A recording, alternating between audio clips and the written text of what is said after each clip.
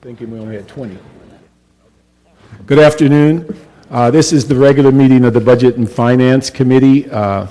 We have a quorum, Mr. Koretz, Mr. Rosendahl, Mr. Cardenas, myself, Bernard Parks, as chair. Colleagues, could we go to items? First of all, let me go. We have one public comment, general public comment. Charles Leone on general public comment before we move any of the agenda items.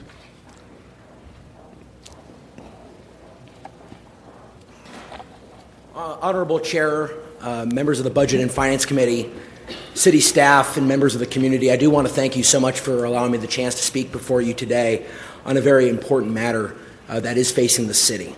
Right now, as I speak, in the Department of Transportation, where SEIU 721 has the honor of representing our hardworking men and women in DOT, who do traffic enforcement, parking enforcement, traffic paint, and signposting, in addition to meter repair. In DOT, they have part-time traffic officers that are out in the field writing tickets. We believe that this creates a dangerous situation for the city of Los Angeles and is an enormous liability. We, as SEIU 721, with our research department, have presented an idea in addition to our own research to show that it is not feasible, it is not cost-effective to keep part-time traffic officers, and it actually produces a liability for the city. With the great help of Paul Koretz, he has a council motion that's helped champion our efforts to eliminate this liability in the city of Los Angeles and to make part-time traffic officers full-time. Now, this motion has had to work through a few different committees, and we were very successful to get it out of the Personnel Committee. And again, we do thank Paul Koretz and those that have seen this as a liability for the city. There is one committee that is left for this motion that Paul Koretz has helped champion that our effort needs to go through, and that's this committee, the Budget and Finance Committee. I stand before you today with the support of my members, the hard-working men and women in the Department of Transportation, to kindly ask you, sir, to please agendize for this committee, this Budget and Finance Committee, our Paul Koretz motion to look at the liability in the city of Los Angeles, to look at how it's not cost-effective to have part-time traffic officers doing the work, that it is the equivalence of having part-time cops on our street. It is a safety issue. These traffic officers need to be full-time. There are a couple of options that this committee has. You can do a joint commission with the Transportation Committee, but please agendize this for. Let me just comment so you're aware and have accurate information. The full body of the City Council approved in this year's budget part-time traffic officers in an effort to raise somewhere in the neighborhood of $9 million to prevent future furloughs and layoffs that may occur if you do not receive that money. It also put in there a stipulation to study these part-time officers during this fiscal year and to come back and have a recommendation in next year's budget process.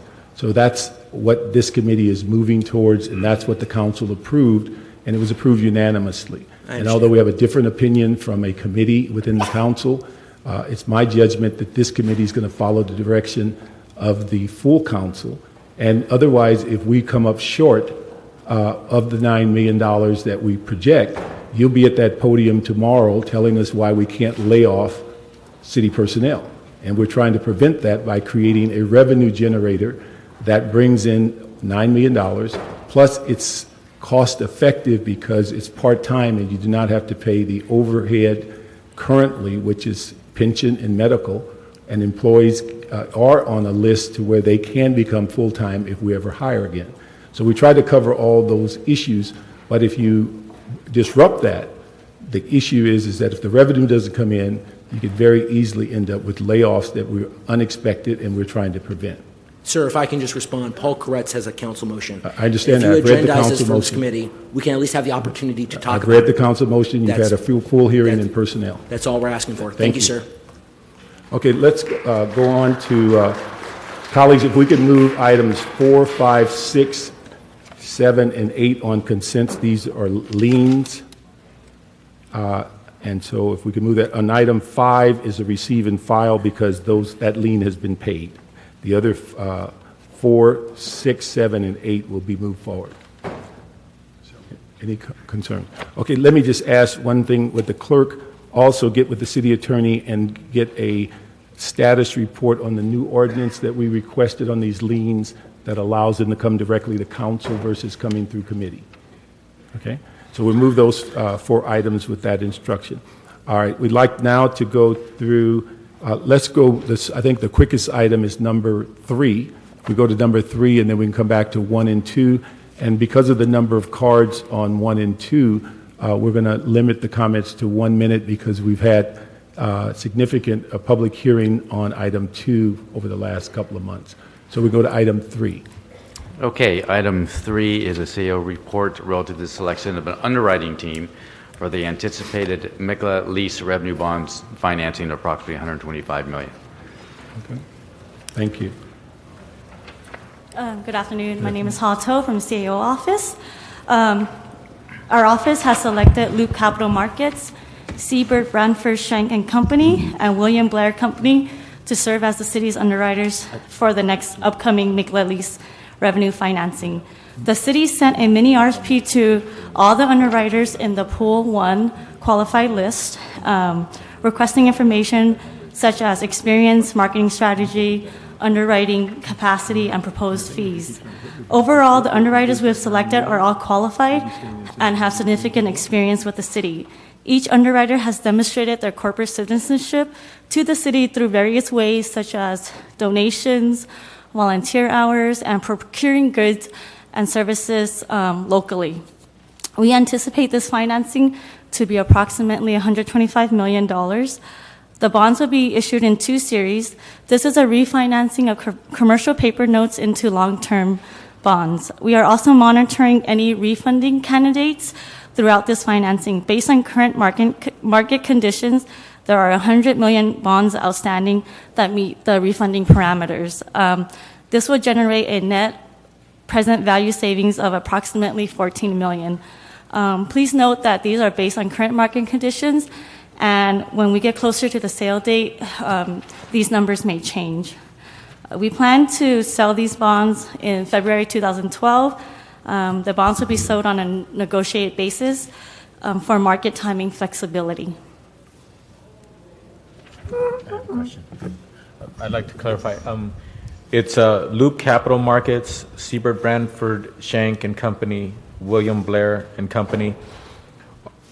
As far as you understand or you're aware, are any of these 3 corporations, are they banks?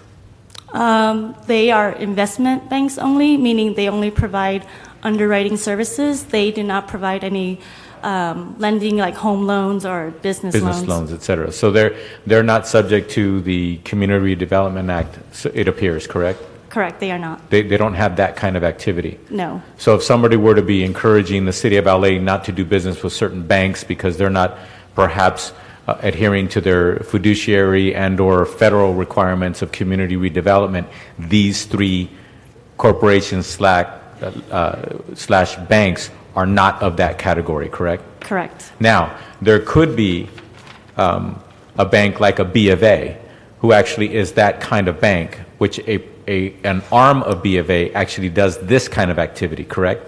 Correct. But B of A is not one of the underwriters for this as proposed by the staff, right? It's Yes, these 3. That is correct. Okay, I just wanted to clarify that because there's a lot of people here today, when they hear the word bank, they may assume that they're all of one category or they're all the same. And these 3 institutions may have the word bank in their repertoire of titles, but they are not a bank that is subject to the Community Reinvestment Act, et cetera. Yes, that is correct. Thank you. Let me ask, Miguel, could you come up for a minute? I just want to clarify one other issue. When the underwriting, and I'm sorry, Natalie, come on up here. I didn't see you sitting there. When the underwriting pool came before the council, what is your impression that what was approved at that time? Were the benches approved? Yes, as my understanding is, and I asked for clarification at the last time we had a discussion, is that you approved the bench and you also approved us moving forward with our mini RFPs. Yeah. And But you're talking about the council when you say you. yeah, the council. I apologize. Correct. Okay.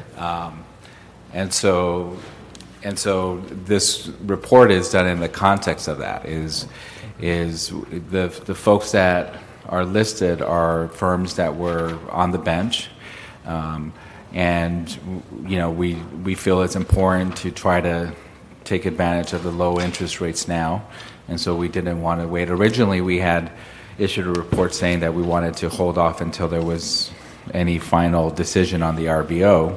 In this particular case, given the clarification that you were able to give us, this committee as well as the full council, we went ahead and issued the mini RFP and selected 3 partners to help us to the refinancing of the MICLA. Okay. And in making that selection, these 3 partners are what, recommendations to the council?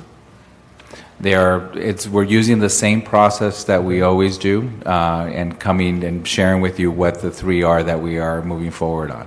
Okay. And then let me ask also that in dealing with, so in effect, these 3 are under contract. They're officially on the bench for what, 3 years? 3 years and 2? 3 and 2?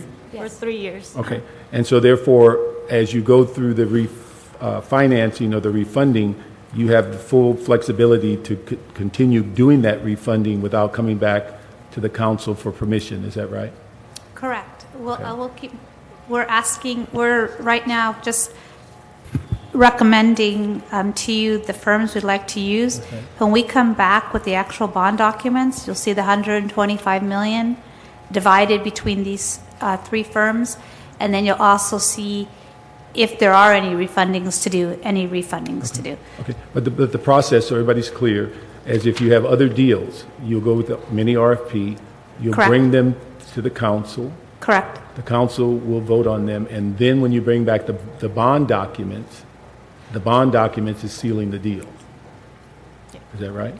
Yes, we will report back in the next, I believe, month or so with the bond documents for All right. council to I just approve. want to make sure we're all clear, because that's the process that I thought we were all comfortable with. And it got confusing when we had the meeting and there was discussions about not allowing you to go forward. And I thought we just want to make sure that we're clear as to what we have an expectation. So on today's agenda is basically refinancing about $125 million of short-term loan into long-term loan. That's correct. Okay. What I'd like to ask the CAO's office to also provide, so that it's clear in the committee report, what are some of the specifics that are in the short-term loans that we're now refinancing? So we know whether it's capital equipment, if it's capital construction, so we'd have some idea of what we are actually moving from short-term financing to long-term financing. You'll see that because the deal will be split because of the way the rating agencies rate. Okay. The deal will be split between capital equipment and real property. So we'll be able to see right away how much of each we're refunding. Okay. And then do we have an idea on interest rates at this time, or is that wait until it goes out into the market? Long term, 4 to 5 right now. They're between 4 and 5, but What is it between what? today they're between 4 and 5, but who knows what will happen in January. I mean, so much has been affecting the rates right now, the crisis in Europe. The Federal Reserve will be meeting again. So, yeah, the downgrade of the banks. So we're hoping they stay closer to high 3s, low 4s, but it really depends on what's going on in the market. The stock market went up today, so that means our bond rate went up today too. So. Okay. And then let me ask, just for the public's awareness, just give us a thumbnail, general conversation of what refinancing means. Well, the city uses the MICLA commercial paper program to do interim financing, meaning we finance projects, we acquire equipment, and we issue commercial paper as needed. This lowers the interest rate when we borrow, and when we hit a certain capacity, we will refinance that commercial paper into long-term debt and repay that debt over 30 years. In the past, we used to just go out with long-term debt. but sometimes it took 2 to 3 years for projects to be completed. So we were paying these higher interest costs before the projects were actually done. Now we can borrow kind of like from our line of credit at a short term, and then when the construction or the equipment actually arrives, we can then take it out to longer term.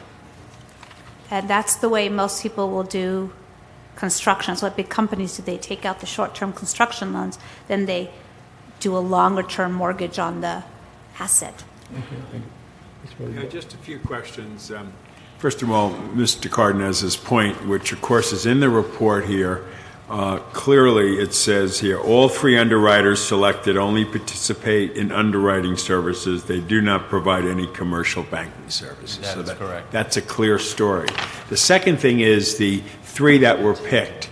I've seen the criteria that you put for each of them, like the Loop Capital, minority-owned, local office in L.A., not involved in the city lawsuit, extensive knowledge of city's general fund revenue, sufficient capital, competitive fees, expenses, marketing strategy. And you have points under the other 2 as well. How many applied for this and to bring it down to 3? We sent it out to all the underwriters in the pool 1, which is 18 firms. 18 firms, and these are the 3 that meet the criteria closer to what we would want. Yes, the combination of the 3 we believe are best qualified for this financing. All the underwriters on the qualified list are qualified. And then the last part was what you say, we recommend the bonds be sold on a negotiated basis given the volatility of the financial market. This method of sale will give the city more timing flexibility so the city can capture the lowest true interest cost. So it's not all necessarily going to happen in February. We're hoping it will, but that basically means that the state of California decides to go out with $1 billion of debt the same day we want to go out, we'll move our sale date. Good, so you'll be flexible on that. Yeah, because they basically are the 800-pound gorilla in the room. If they go out, we all kind of wait and we go out the following week so the market can absorb their debt. Right, very good, thank you, that's all. Thank you, Natalie, for giving that simple example. And hasn't that happened in the past when we went negotiated? And I think it was the county and the state back-to-back put out similar paper and similar quantities.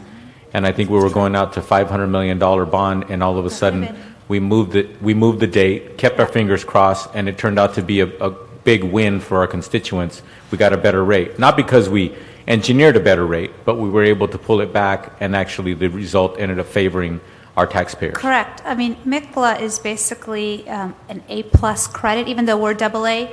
MICLA, because it's a lease, it's an A-plus.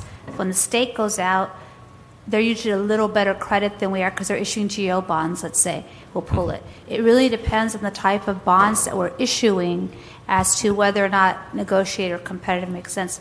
The leases make more sense, especially the general fund leases, because we're issuing financial status reports and we're doing things to take care of our deficit. So it makes more sense for us to be able to be more flexible on the lease revenue bonds. Thank you. Mr. Kretz? Okay. Thank you very much for the information. We'll approve the CAO's recommendations on the 3 underwriting firms. And is this scheduled for council? Wednesday. And that we just add that instruction to have the CAO identify the specific items that are being refinanced, and also if we can capture just a little bit of the rationale as to why each one of these companies was selected, it would be helpful. Thank you very much. We'll approve their recommendation.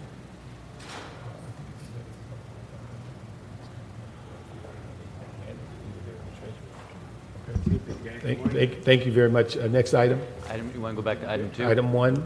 Item 1. Item 1 is... Let me do this. We have so many people on for 2. Let's see if we can do 2 and with the cards, and then that way we can not have them sit here. And because most of the people on 1 are city employees. And so if we can go to 1, I'm going to ask the city staff to be available. But we're going to go through and we're going to give 1 minute per card. As you know, we do not allow people to defer time to others.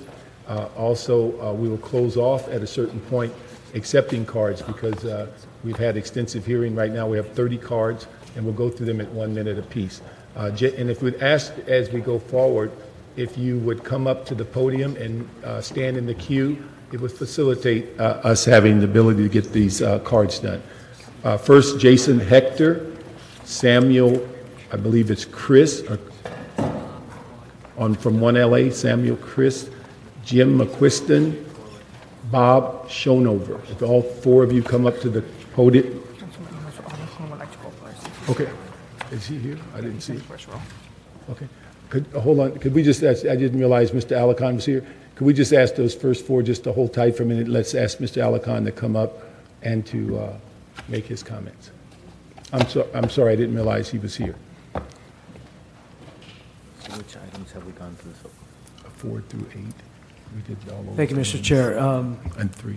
First of all, if I could ask the sergeant to distribute this letter, it actually states my recommended amendments very clearly. Sergeant? Okay. Thank you, Sergeant. First of all, let me commend the CAO for recommending that we move forward with a banking responsibility ordinance. Obviously, it's been a couple of years on our agenda, and we think, given the economic conditions, the social conditions, and even the Occupy LA considerations that we just experienced, that there couldn't be a more timely effort than to move forward with a banking responsibility ordinance. A lot of people view this as a way to ding banks and financial institutions, but frankly, I hope that you will look at this as a way to stimulate reinvestment and actually reward banks for good behavior. What this does do is create a scorecard so that we can measure them against each other. It's not as if we're attacking the financial institutions. They are our partners. We have to work with them on these transactions. However, if we are working with financial institutions that are benefiting our community in a broad variety of ways, then it would seem that we get more bang for our buck. And that's the idea of the banking responsibility ordinance. So with that, let me just talk about the amendments that I am seeking. They're actually very minor when you really look at them and understand them. First of all, we wanted to add some details to the formation of the working group that the CAO recommends. He essentially just says form a working group, but he doesn't describe how that happens. So I'm recommending that the CAO, the President of the City Council, and myself recommend 3 people in 3 different categories. One would be the community representatives, the other would be those who are experts in community investment, and the third would be banking institutions, so that we have 9 representatives, 3 from each category that would work on this working group to create the details of the what the scorecard would look like. Secondly, we would ask that the City Attorney's Office draft the new responsible banking ordinance by December 13th instead of December 31st. There were some comments made that we'd like to get this done by, and I can't even point the finger to who said them, but we were hoping to get it done before the end of the year.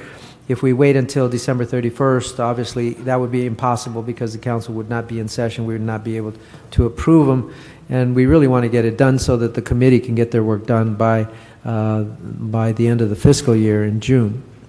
Thirdly, we wanted to instruct the CAO's office to issue an interim progress report from the working group by March 31st. In other words, just tell us how they're going. Not a big deal, but I think it would be good to have some information at that point in case we want to shift gears or if the council wanted to weigh in on some advice.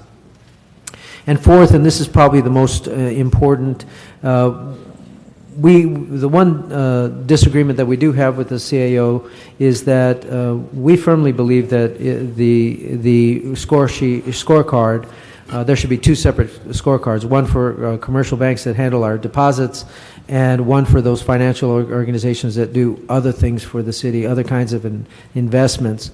But rather than debate that at this time so that we can move forward with the ordinance, what I would recommend is that we get a report back from the working group as to if we did it, if we did include the investment firms and all the other banking institutions and financial institutions how we would do it, and if we could do it, and if they recommend we shouldn't do it. But that would give us some time, more time to consider including those firms. Although these amendments are frankly, I think these amendments are very minor. We in large measure support the CAO's report, particularly with the notion that we can stimulate reinvestment. Again, this is not to attack banks and financial institutions, although sometimes I feel that way.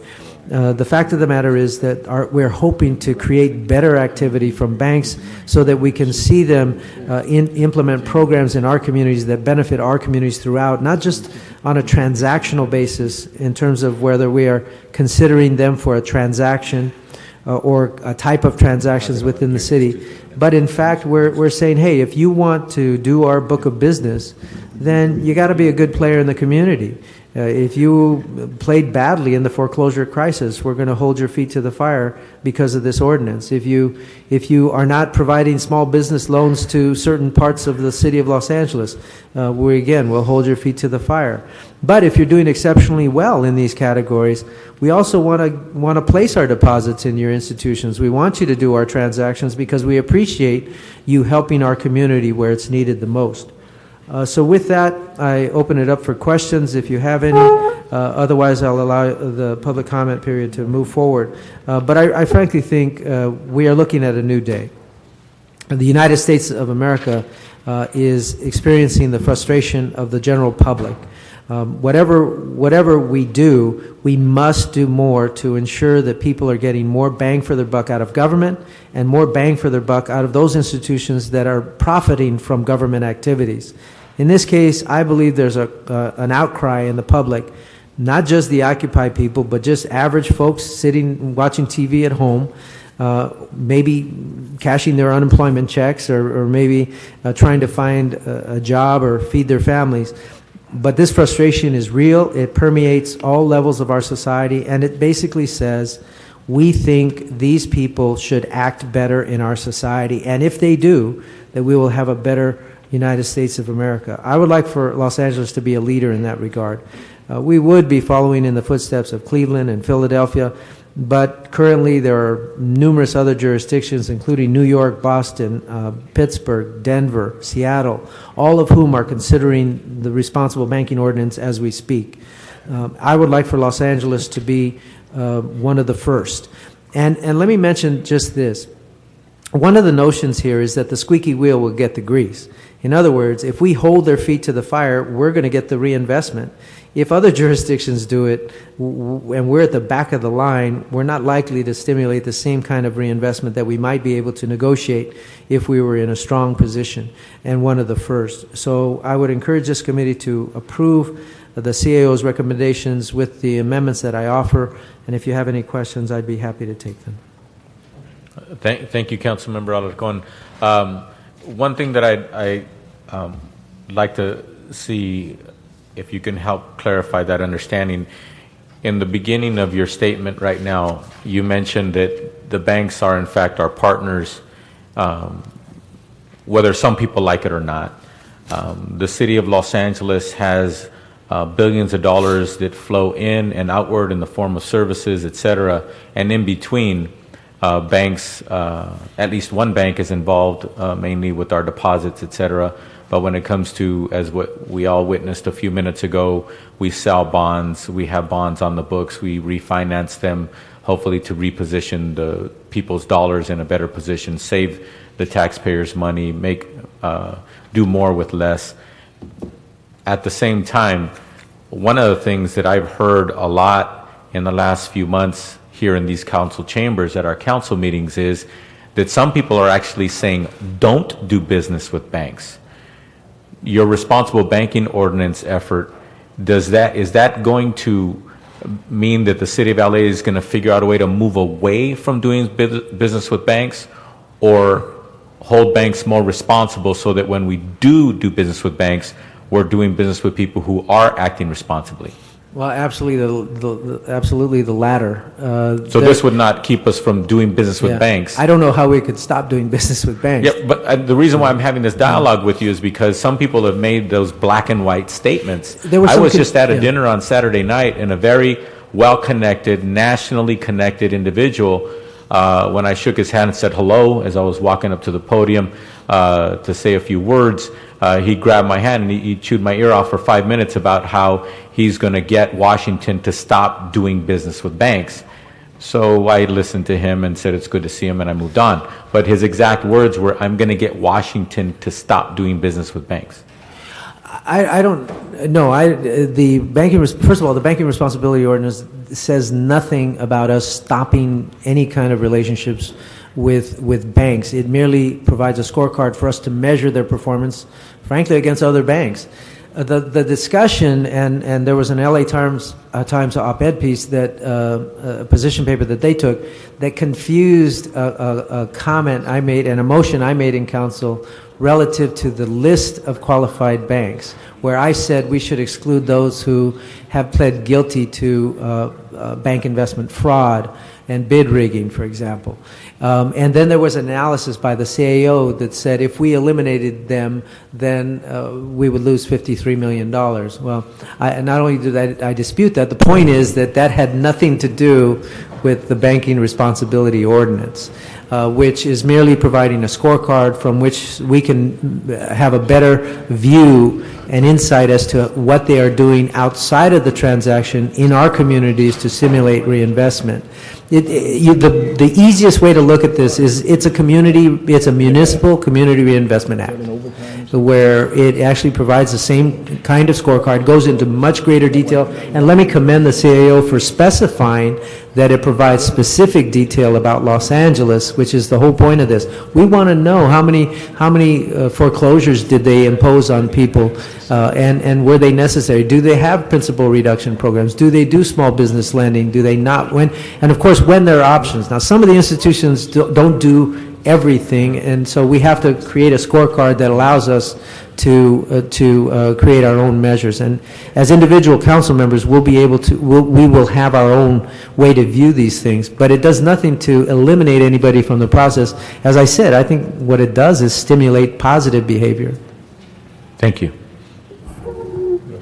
Yes, if I could, because you've asked for several actions to be taken or amended to this, and before the community comes up, I'd like to have Miguel come up and respond to these questions. Sure. On the record, so that we know exactly what energy we're dealing with here, so the public can understand it. Stay there if you could, and if I could ask you, Miguel, when you look at his 4 points, this letter we just received, the first one says that the committee to include details about the working group formation in the instructions moved by this committee. Specifically, as Mr. Alarcon is saying, I believe that the following recommendation should be added. The Responsible Banking Working Group will be comprised of 3 community advocate representatives, 3 banking industry representatives, and 3 community reinvestment experts. 1 representative from each category will be appointed by the CAO, the Council President's Office, and the bill's author's office. Further, in addition to a representative from the CAO, Finance, Housing, CLA, the Mayor's Office, and the City Attorney's Office, as recommended by the CAO, 3 additional city representatives will be appointed from the Council President's Office, the Budget and Finance Chair Office, and the bill's author's office. What do you think of that as his first recommendation? In our supplemental report that we issued last week, Hold on. Cut him off guard. in our supplemental report that we issued last week, we did recommend, and in response to a recommendation made by your committee, that there be a working group established to better define some of the terms and to help in the implementation of the Responsible Banking Ordinance. It was done under the assumption that the main focus of the group would be defined by the council. So the question about whether or not to rate banks, that would not be evaluated, because our recommendation was that we not rate banks but rather gather information. The second point being on the issue of bifurcating the underwriters versus commercial banks, we're recommending that your council make that decision now, and then at that point, limit the scope of the work of the working group to only implementation definition issues. If it's the interest of your committee and the council to revisit some of the primary aspects of our recommendation, which is the bifurcation issue and the rating issue, then I think Councilman Alarcon is correct. Then it should be then a much broader group.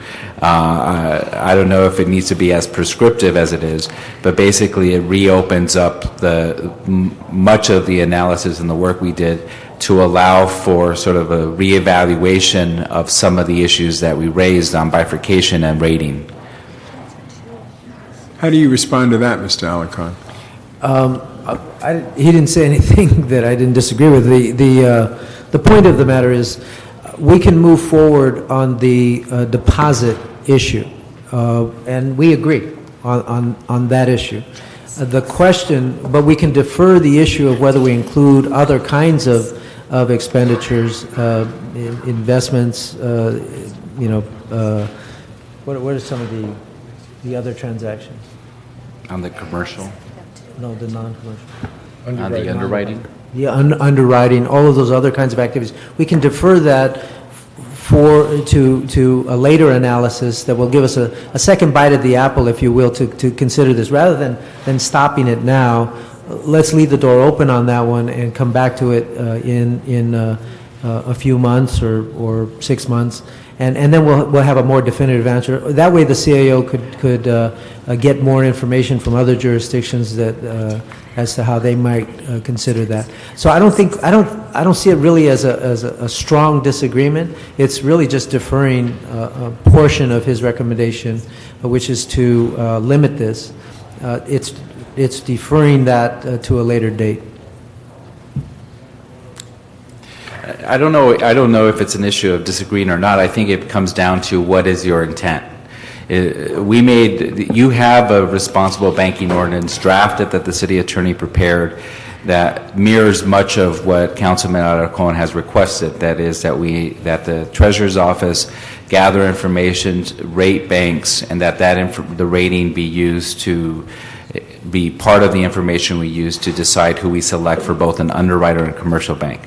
We're recommending something different. We're recommending not rating banks, but simply gathering information that's specific to Los Angeles, using existing data that's submitted through the Community Reinvestment Act, but also asking for additional information specific to foreclosure prevention, principal reduction, et cetera, here in Los Angeles.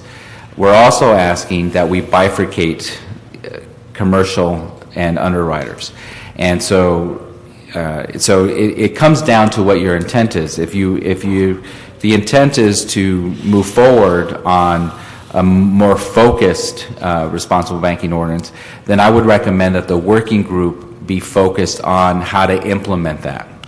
If you're not prepared to make that call, and I still believe that there's a number of outstanding issues on possibly rating banks, possibly also including the underwriters and rating underwriters, then I think Mr. Alarcon is correct. Then you do need a much broader group that will involve a number of folks. I would say that make sure it's balanced between both advocates and the community, as well as the banking community, to revisit some of these issues and then come back with a final recommendation. I think it's a little confusing because I'm not sure what the task of the working group would be if there's still major elements of the proposal that are still outstanding. Is it to implement, or is it to basically reevaluate the whole ordinance and come back and include things that are not currently included? Everybody understand that? Okay. I just want to ask the city attorney, is there a city attorney here?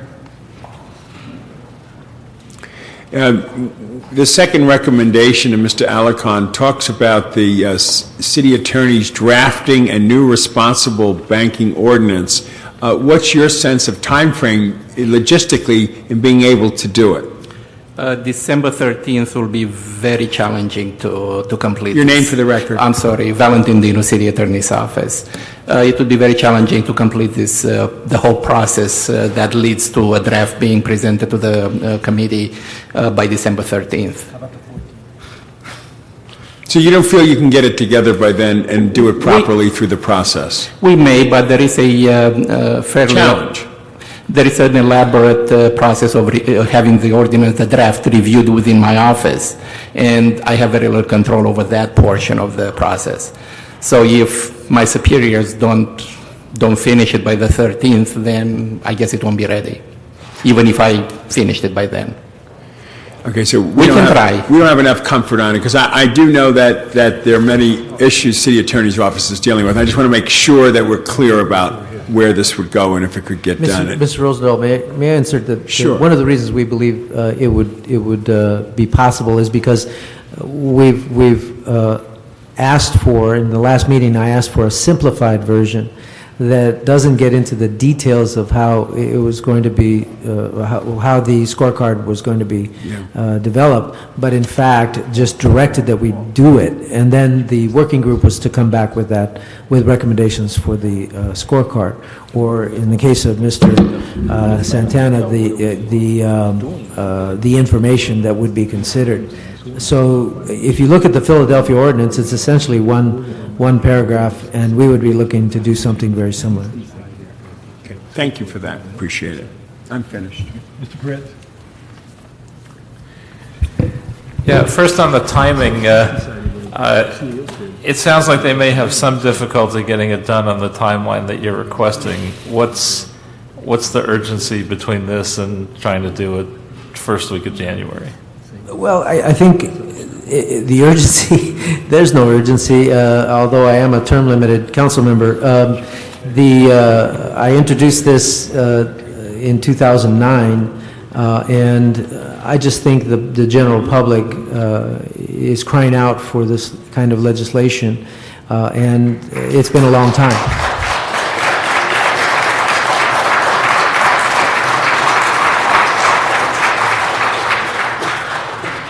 Well, I certainly don't disagree with you, but it seems to be on a roll now. So I think we should shoot for the 13th, but if we miss it, it winds up being in January. Let's just make sure we go on a do break on the 16th, and so if we don't get it done by the 13th, the council cannot approve it before the end of the year. And actually, it was the CAO who first said, let's try to get this done before the end of the year.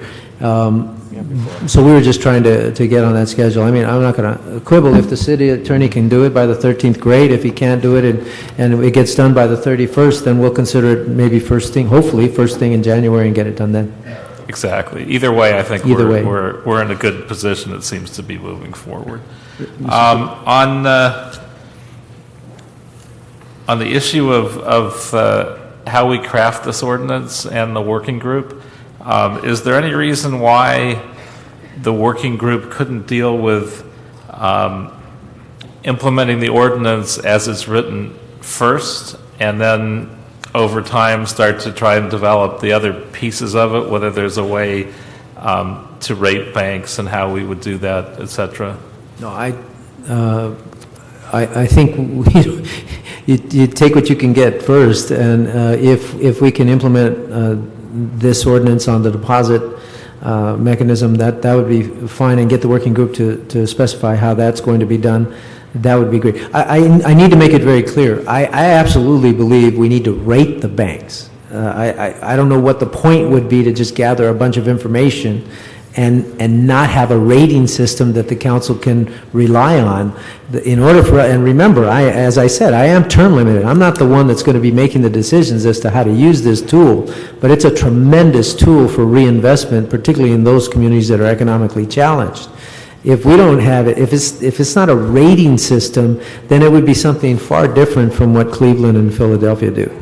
Although I wouldn't say there's no value in getting the information, but it's clearly more complicated to figure out how to do the ratings. I think so I think it makes sense to do the implementation of the simpler part first, but I agree with you, it makes sense to have a broader working group, and I would do it step by step. Under a rating system, I believe we would create a race to the top.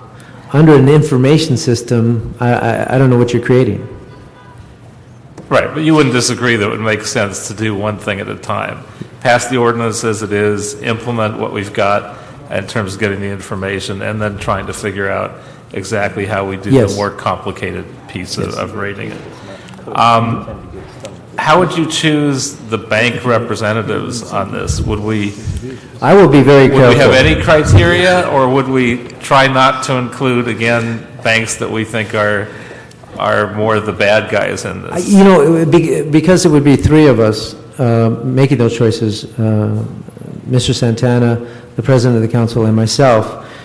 You know, we're going to use whatever criteria we think would be best for this. For my part, I would look for a banking official that I believe has been a good player, that would set the bar in such a way that it is part of the experience that bank official has had in operating a good bank. For example, one that has worked hard to reduce, or maybe even that hasn't even done any foreclosures, one that is a good small business lender, one that has branches in the communities they serve and is recognized as a good philanthropist in their neighborhood. So that would be my preference, but I believe that no matter who you pick, the group would come up with good recommendations. And do you have a sense of how we would attempt to address different kinds of wrongdoing when we get to that point? Like, for instance, the rulings against Citigroup recently. How would we address those kinds of wrongdoings? Well, each of us, the 15 of us, will have different personalities and different styles, and one might recommend the elimination of one from a qualified list as a result of some activity. But I think the more normal practice would be on a specific type of transaction. For a specific type of transaction, we may eliminate a particular player because they're in the middle of some kind of controversy that negatively impacted a municipality like Los Angeles or Los Angeles itself, and we might take them off the list for that particular transaction. But frankly, that's not the greatest benefit of this. The greatest benefit is going to be our ability to get all the banks to do more for our communities, because they want to be more competitive and they don't want to face elimination. And also, you suggested that we broaden this to all financial institutions that the city does business with, and not just those that are city depositories. Is this a new concept, or were we thinking of this all along?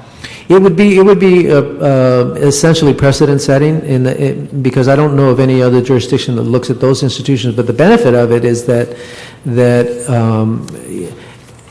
I recognize the challenges to score. It would be like scoring apples to oranges. So we have to come up with a scoring system that's fair. You can't compare a bank investment firm to a bank. I mean, they have totally different operations. So you have to have some kind of way to make sure that they're both doing good in our community, but measure them against other companies. I think it would provide an additional vehicle beyond any other jurisdiction in the country for us to stimulate reinvestment in our community, and that's why we should do it. It's another tool. And I assume determining how we develop this criteria would all be the task of the working group. Well, I mean, yes. I mean, I would like to craft it myself, but I don't think you give me that power. But yeah, the working group, in addition to community input, I think would be able to craft something. Yes. Thank you. Thank you very much. Let me just go through, excuse me, a couple of issues. One thing, just on the timing, we tried to be very considerate of the council's time, and I think on the 21st we heard this in committee and then brought it to council on the 22nd, and we listened to everybody, and there wasn't, what I understood, a great deal of difference or changes from the CEO's recommendation. And then we said we'd get it back to council as quickly as we could, because after the council reviewed it, there were not any great changes. But it appears that subsequent to the council meeting, there are some kind of remarkable changes in that, although I think the CAO talked about going to a working group and discuss scorecard and a variety of things, it appears from the recommended changes now that a scorecard has been approved and we should implement it. And I think those are some changes that, in my judgment, somewhat take what we did on the 21st and 22nd somewhat off course. The other issue is we tried to discuss this with the President's office on last week, that we were advised that we were going to have this in committee and get it to council tomorrow, and there was no real effort to make it a placeholder. And then we said, well, what about Wednesday? And we found that the President's office said that the council president wasn't available. We said, what about Friday? And they said, well, Mr. Santana's not available, and I believe Mr. Cardenas isn't available. So they said, well, what about the 13th? And I said, well, I'm not available. I said, great, let's do it on the 13th. As much work as this committee has put on this issue, I don't think accommodating 4 or 5 people and not one, in my judgment, is a fair way to deal with it. And so we've, for over a month, we've been unavailable after the 12th of December. And so it just concerns me that we've been trying to be accommodating to everyone, but it just seems as though the 13th we've settled on. I'm concerned that although we are saying and dealing with this issue, we looked across the nation and only commercial banks are being impacted by what they call a responsible banking ordinance. And they're the only ones that deal with modifying loans. They're the only ones that deal with the issues of foreclosures. They're the only ones that deal with the issue of reducing principal. But yet, as we continue to talk about it, it appears we're merging security, investment banks, and underwriters into the same mold. And I think what concerns me most is that that was a major difference of what is pending from the CAO, from the city attorney. If we approve the city attorney's ordinance as written, it would replicate a number of things that are not in the CAO's report, that are major changes as they recommended them. And so if we approve that ordinance as it's stated, then there'd be no reason for a committee, because most of the things that the committee would look at are already going to be implemented. And so what I thought we did on the 22nd was give Miguel the direction to listen to what the input was and bring us, and because no one objected to his report, is to bring us back a report that capsulized what the council's direction was, that then would give direction to the city attorney to put an ordinance that would be similar to what his report reflected. It appears there's some major differences now on scorecard and other issues that makes the city attorney's or the CAO's report somewhat obsolete, and we're back to the original ordinance. And so those are the kinds of things that I'm concerned about, and then when the city attorney says, in interpreting, having dealt with them for the last 8 years on ordinances, when they say they're challenged, what they're telling you, it ain't going to happen. And so the issue is that for us to go forward and make all of this energy when we know that by the 13th, we're not going to have the ordinance, and we're not going to have folks that have put 2 years in looking at this, at least in 2 committees, there to have their input. Those things concern me, that we're rushing for no real reason. And so the thing is, those are my concerns, because I think there's a major change in what Miguel presented to us on the 22nd and what your letter reflects today, as to being very specific as to the formation of a committee, what their goals are, what they're going to achieve. What I thought when Miguel talked about a working group, that working group was going to formulate much of the policy that you are putting in your letter as directing. And that's, in my mind, a grave difference. And so those are the concerns I have from going through this for the last 2 years, the last couple of meetings, and being here today. So I just wanted to put it on the record. And again, what I thought when we came to council on the 22nd was to listen to everybody's views, and if there were no remarkable changes, then Miguel's report was going to be the essence of moving forward on the new ordinance. Yeah, I don't see them as remarkable changes. They're just decisions that have to be made. And once those decisions are made, we can move forward. The scheduling issues, I wasn't aware of your inability to meet after the 12th. It was just an effort to try and move this forward as quickly as possible. I have no problem with reconsidering this, the final drafting of the ordinance in January. That's fine. But with regard to the what you say are remarkable changes, there's essentially two major issues that we differ on, and I think that's a policy decision that the council has to make. One is whether or not to rank the financial institutions, in this case, on the banks, for example. And the other is whether or not to include other kinds of financial institutions in that consideration. Separate and apart, two separate score sheets, if you will, for the different kinds of transactions. There wouldn't be two. It wouldn't be one scorecard comparing bank investment firms to banks. I mean, that doesn't make any sense. But I do want to say this. The crying out that you hear from the public has more to do with the investments or bad investments, bad actions of the financial institutions that are not the ones we're dealing with deposits on.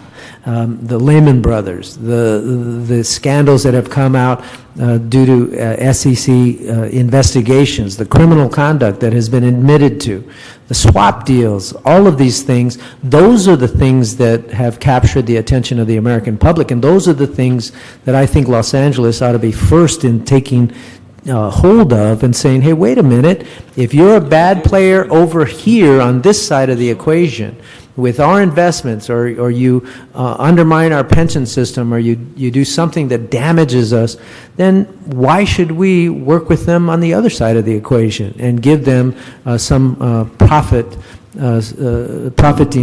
from services they render to us?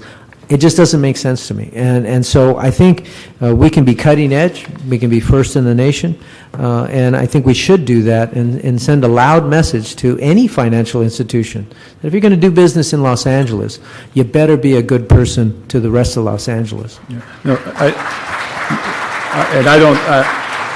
I don't disagree. I think the dilemma we have, and I think what we asked Miguel in the report, is to do something of describing what wrongdoing is, because we saw just in our own city a company that was part of the original lawsuit that months people castigated them about what they had done wrong, and later were eliminated from the lawsuit. Mm-hmm. And so I think we need to have what is wrongdoing, so that it's just not our perceptions that something went wrong, but we actually have either sanctions from the regulatory bodies, or there's criminal behavior, or there's judgments, things that you could actually point at as it relates to, other than a general feel that they didn't do well. I agree.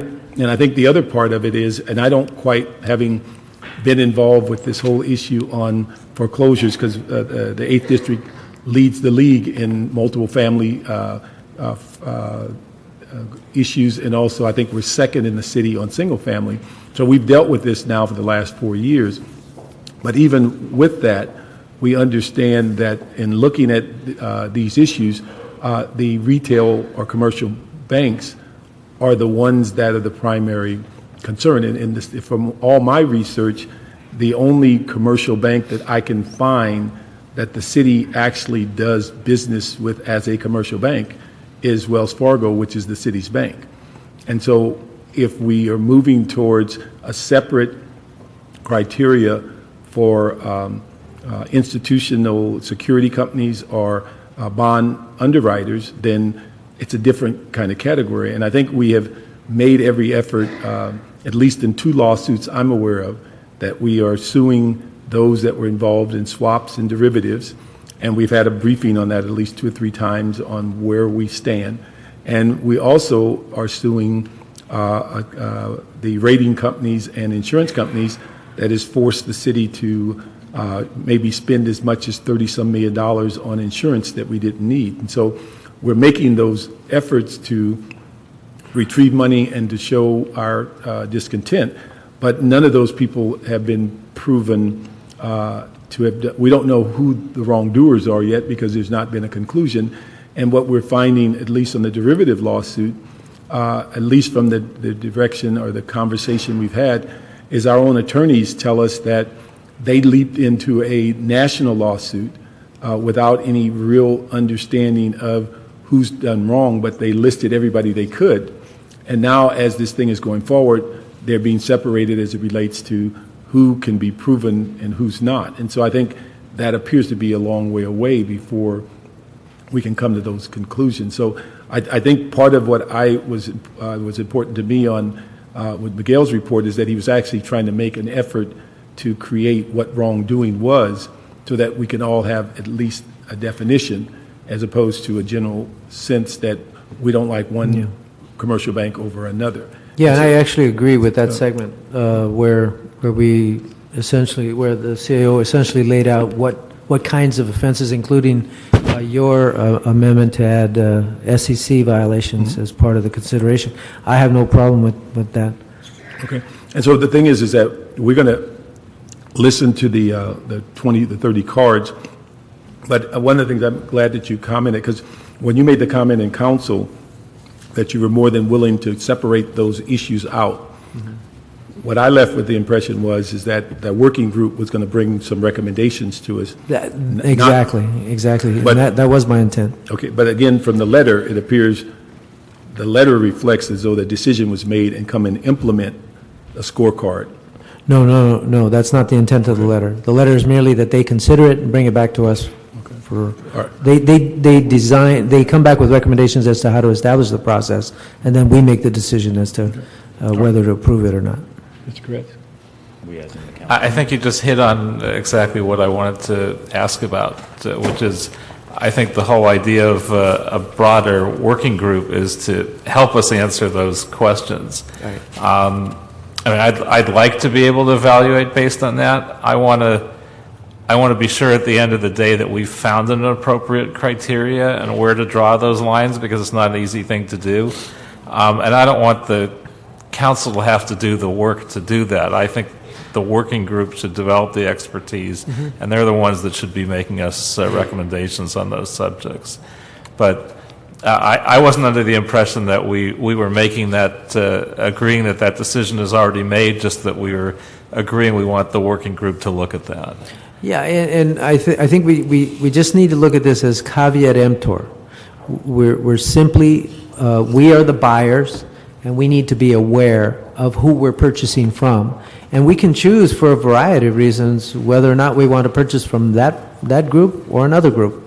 If it's one bank that doesn't have any branches in somebody's district, I would respect that council member's desire not to do business with that bank if they don't have a good reason for not doing that. And in fact, many communities throughout Los Angeles are what we would call banking development districts, where they're in need of branches and they don't have them, and that's why they run to the check cashing places. And further, many of the banks that we do business with invest in payday lending and check cashing institutions, which is a way that they can circumvent the lower interest rates that banks provide, and benefit and profit from the larger interest rates that are charged at the check cashing institutions. This is simply caveat emptor, but each council member will have their own style, their own personality, their own way of viewing why they wouldn't shop at a particular place. But let me reiterate this again. The primary purpose of this is to stimulate good behavior. And I believe the best benefit of this is not going to be who we stop doing business with, but all the reinvestment that occurs as a result of having a banking responsibility ordinance. Cleveland, again, has received $8 billion in additional reinvestment because of their banking responsibility ordinance. I think we could use $8 billion. And when you multiply, when you do the division or do the multiplication, 300,000 people in Cleveland can stimulate $8 billion over 20 years. What would the math do in Los Angeles?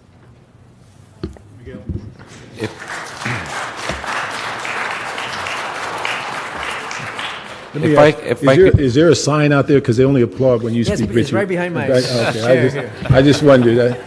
If I could Miguel? sort of put this in context, I think one of the things that both the councilman and I agree is that this has taken far too long to put together, and it's taken a tremendous amount of work.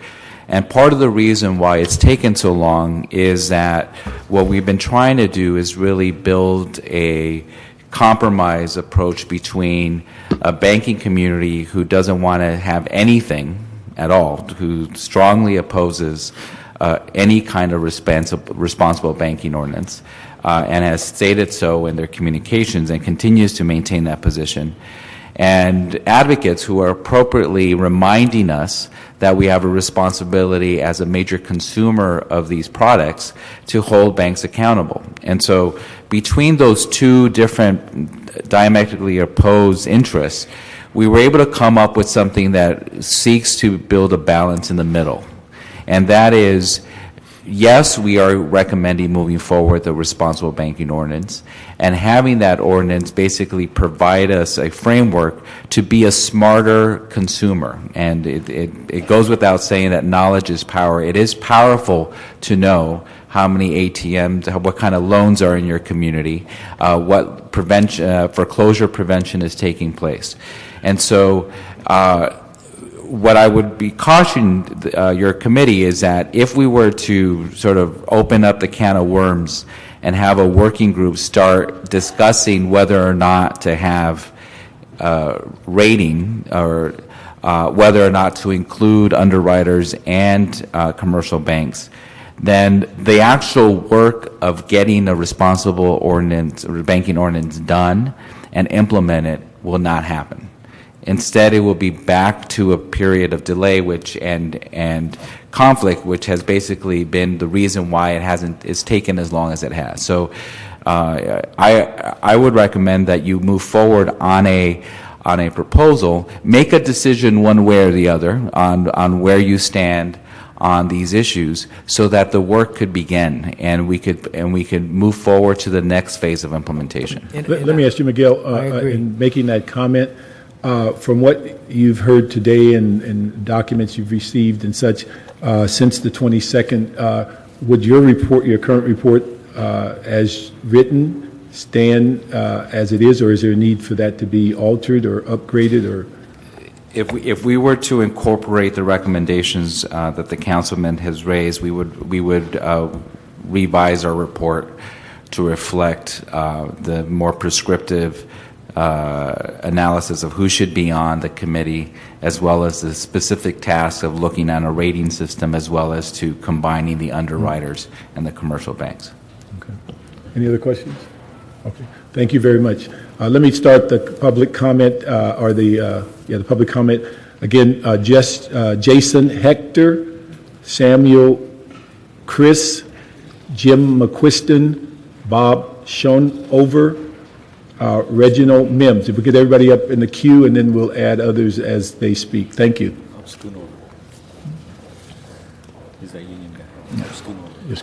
Yes, sir. Thank you. Welcome. Thank you, council members. I come today with some ideas on specifically, unfortunately, I only have a minute to speak, but... Do you have something written? Yes, I have. Okay, if you have something to I've give to the clerk. submitted to Councilman Alarcon some of the recommendations already. I want to thank Mr. Rosendahl, who personally called me regarding the ad hoc committee for Occupy Los Angeles, which I'm going to continue to support. I just want to tell you about myself. I have 5 years in banking and 5 years in helping people in foreclosures, so I know the issues, I know what's going on, and I want to be involved. I feel like I could be a perfect member to represent the community, because I am working with these lenders. I know what's going on out there, and I have a couple, I only have 19 seconds, but a couple things that need to be incorporated are the complaints that are out there with the OCC, incorporating U.S. Treasury data. Can I ask for 2 minutes, please? Can I have 1 more minute, please? We have one minute per, so we can be fair with everyone. You can submit his document. You can submit your document. It's very disappointing. I have a lot of great information Okay, to so share. just give us your document that you're reading from, and we'll share it with everyone. Yeah, and I look forward to meeting with you on it as well. Your document will become part of the council file if you just submit it. Thank you. Next. Thank you, Mr. Chairman, and thank you, committee. My name is Samuel Chu. I'm the president of One LA Los Angeles, which is represents 65 different institutions and congregations and unions and schools here in Los Angeles. I want to first commend the leadership that Councilmember Alarcon had given to this ordinance, and to the CAO office, to Mr. Santana, who added really specifically around our foreclosure principal reduction work. That really is a very specific example of how this ordinance is going to stimulate reinvestment. As we all agree that in order for us to recover as a city, that we need the housing market to recover, and principal reduction is the only and most effective way to ensure that happens. So we want to make sure that that recommendation gets included. And in conclusion, I want to also recommend that the urgency has been here for years, and that we want Los Angeles to be the first and to be one of the first to move forward with this, but we want to make sure that Los Angeles is not the last in what we ask for from the banks. So thank you. Thank you. Next.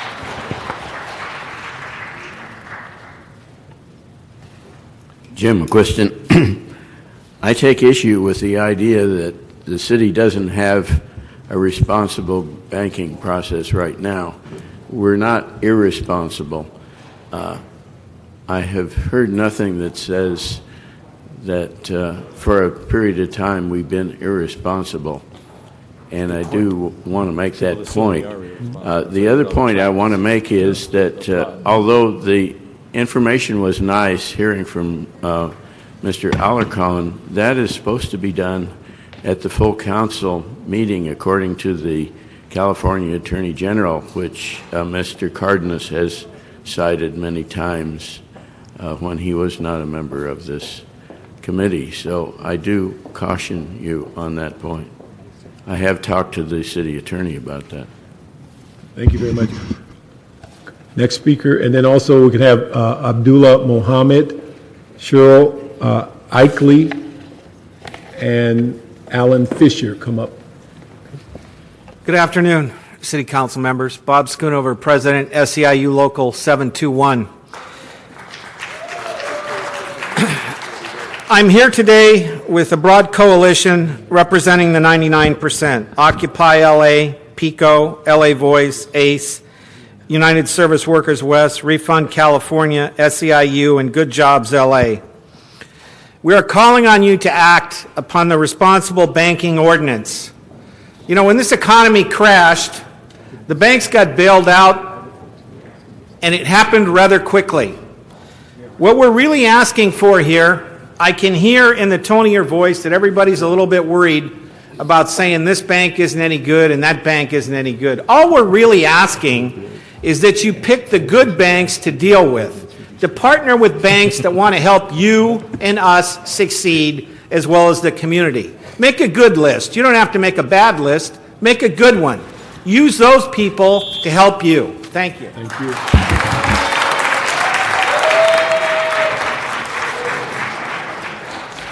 Hello, how you doing? My name is Abdullah Muhammad, and I'm with the organization ACE. And I have a Hold on just a minute. You can't put that sign up because you're blocking people's view. Thank you. All right. Go ahead, Mr. Mohammed. All right, could I continue? Yes, sir. I'm sorry. Yes, Get my your name full is minute. Abdullah Muhammad, and I'm with the organization ACE. Okay. There's a problem with our country, our nation, when we keep throwing money at a problem. TARF money, almost $1 trillion. Then the Treasury Department, or what would you call it, forgive me, I done got stuck here right now. Federal Reserve throwing $8 trillion at the problem. We can't continue to throw money at this problem because it doesn't make the matter any better. It's still getting worse in our country. People are still losing their homes. So here's a president for the city to do something, not for the banks, but for the people that you're supposed to represent at city council. You were appointed to the position that you are now, but you were elected as city councilman to represent the people in all 15 councilmatic districts. And that is your job, to do what's best for them, not what's best for the financial institutions. We know that they have committed crimes against humanity throughout this nation. So it's time for you and the rest of the city council to put your heads together and say, yes, we do need this ordinance. Who else going to do it? The federal government haven't held these people responsible. The state hasn't held these people responsible. So who is going to do it? History has always shown that it always took place at the local level. Thank you very much. Next speaker. Thank you. Are they thanking us Thank for you the very work much. that we did already, or what? Thank you, sir. Next speaker. Let me ask, is Reginald Mims that put a card, is he still here? Okay. All right. Hi, my name is Cheryl Eichley. I'm a member of Occupy Los Angeles, and I speak for myself today. I'm a little bit confused about what's going on here, whether there's going to be a working group or not a working group, whether we'll be able to do something before the beginning of the year or not. So I will catch up on that. I want to bring to your attention a letter that in New York, there's a nonprofit who gathers this information. You saw the report. Richard Alarcon showed it to you in the last committee meeting. I think all of you are going to get a certified copy sent to you. The way that report is created is through a nonprofit that sends out a letter that is just one-page letter, and then there's an additional 5 pages or 4 pages of a survey that the banks fill out, and it just asks basic questions: deposits and branches in your network, community development related stuff. I appreciate your time. Thank you. Next, Father Santa Rosa, Patrick Smith, and Olga Perez. Mr. Fisher. Mr. Chairman, members of the committee, I'm Alan Fisher, Executive Director of the California Reinvestment Coalition. We're a coalition of almost 300 groups across the state that work on banking issues, that advocate for banks to open their doors more, and we salute you for having this ordinance. I think there's been some discussion about whether it can be effective. Much smaller cities, as Mr. Alarcon said, have been very effective with it. Los Angeles' economy is bigger than most of the countries in the world, so I think you can be effective. The CAO's report was very positive, but there are a few small points. I mean, one is there are no public hearings by the federal regulators except at times of merger. The last one in LA was when we forced the Federal Reserve to have hearings about Bank of America buying Countrywide, which we said was a mistake, and I think we can see was a mistake. So I think the voice of the City Council is really needed on this. This can be powerful and positive public policy. Thank you. Thank you.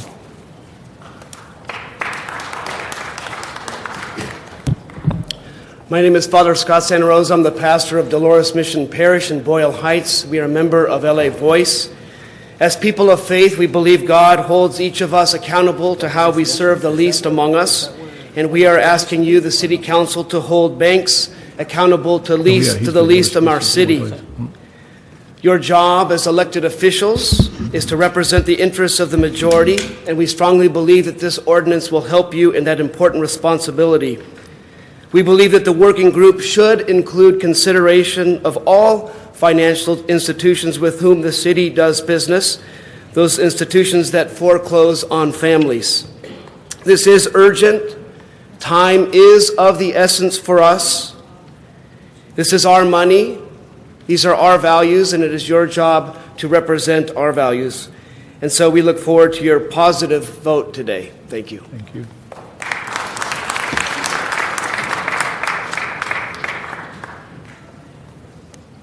Hello, my name is Patrick Smith. I'm a member of ACE. The banks and Wall Street created this financial crisis and have not been held accountable for their wrongdoings. Instead, they have been bailed out by the federal government with the taxpayers' money of we the people, the 99%. We are here in support of the banking responsible ordinance, which will create a level playing or a balance to hold banks accountable and not be rewarded for not investing the bailout money in our communities. Please vote in favor of this bill, and thanks for allowing me to address you today. Thank you. Also, Next speakers will be Ann Williams, Wendy Bretman, and P. Anthony Thomas. Ms. Perez, you're next. Oh, yes. Hello, my name is Olga Perez. I'm from the organization LA Voice, and my parish is Santa Teresita Church. I'm here to say that, to speak for all the communities in Los Angeles. If you could hear their voice, hear their cry and their struggle for losing their house, their businesses, and their jobs. Till this very day, they're still going through all this, and we would just like, if you could find it in your hearts, to pass this ordinance as a gift to us for Christmas. We would really appreciate it, to give us back a little joy, a little peace, and faith in our system. Thank you. Good afternoon. I'm Ann Williams with the Central City Association, and on behalf of our membership, I want to thank CAO Santana and his staff for working so hard to bring the banking industry and the city to the table on this issue. While we do not agree with all of the CAO's recommendations, we sincerely appreciate the progress that has been made. Throughout the consideration of this ordinance, the industry has shown a willingness to meet and discuss their lending activities in Los Angeles. We have tried to highlight the substantial amount of information that is specific to the Los Angeles market that is already publicly available. But we've also heard loud and clear that there's a desire for even greater transparency. Going forward, we're committed to working in partnership with the city and the working group to finalize these kinds of details. Thank you for your thoughtful attention to this matter. Is Wendy Breitman still here? Okay. Good afternoon, Mr. Chairman and members. Anthony Thomas, representing Los Angeles Area Chamber of Commerce. Want to echo Ms. Williams' comments in regards to Mr. Santana and his office bringing all parties together. As you know, we have been opposed to the ordinance for a number of reasons.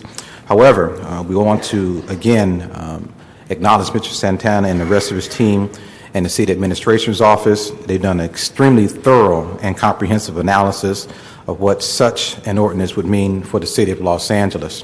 While we continue to question the need for such an ordinance, Mr. Santana has put forth a proposal that protects the city's fiduciary responsibilities while creating more transparency on reporting requirements already in place for the banking industry.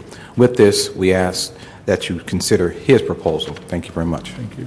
The last two cards is Mario Brito, Ron Mulvihill.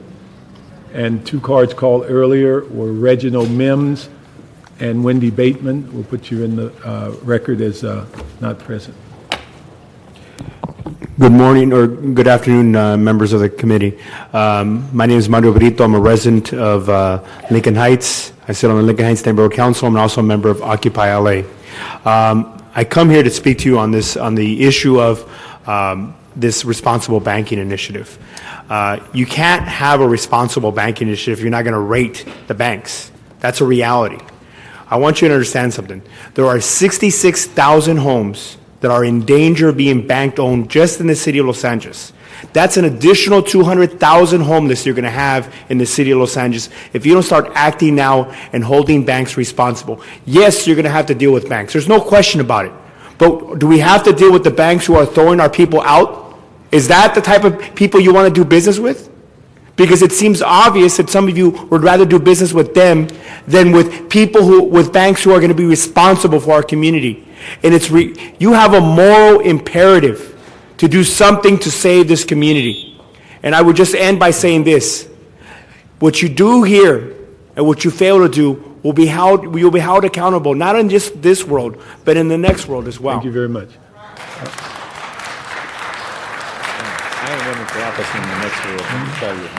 Good afternoon. I'm Ron Mulvihill from the Society of St. Vincent de Paul, Deputy Director of Housing and the Foreclosure Committee for 1LA. We'd like to support you in moving this along and also kindly remind you that both Council Members Cardenas and Alicorn have put up city funds from their districts for the principal reduction program in LA, and this ordinance would allow us to help support that program and make sure that the banks are cooperating with the city's mandate to help these families in the Northeast Valley and to continue this and also to spend the money that the state of California has in TARP funds, the $10 million that's there for principal reduction, and this ordinance would help support the 1LA principal reduction foreclosure plan. Thank you. Mr. Santana, can you come back to the table?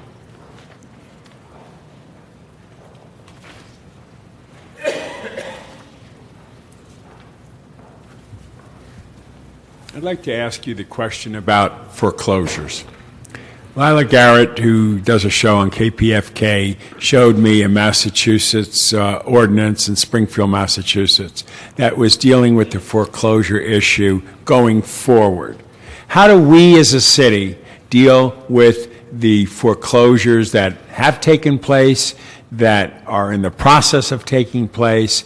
People like me, and I'm sure all my colleagues feel the same way, I don't want to see foreclosures. I don't want to see people losing their homes. I don't want to see the banks getting it back and doing what they're doing with it. Do we have any power or authority or responsibility or angle, be it within this banking ordinance that we're talking about now or in anything else, to deal with the foreclosure issue?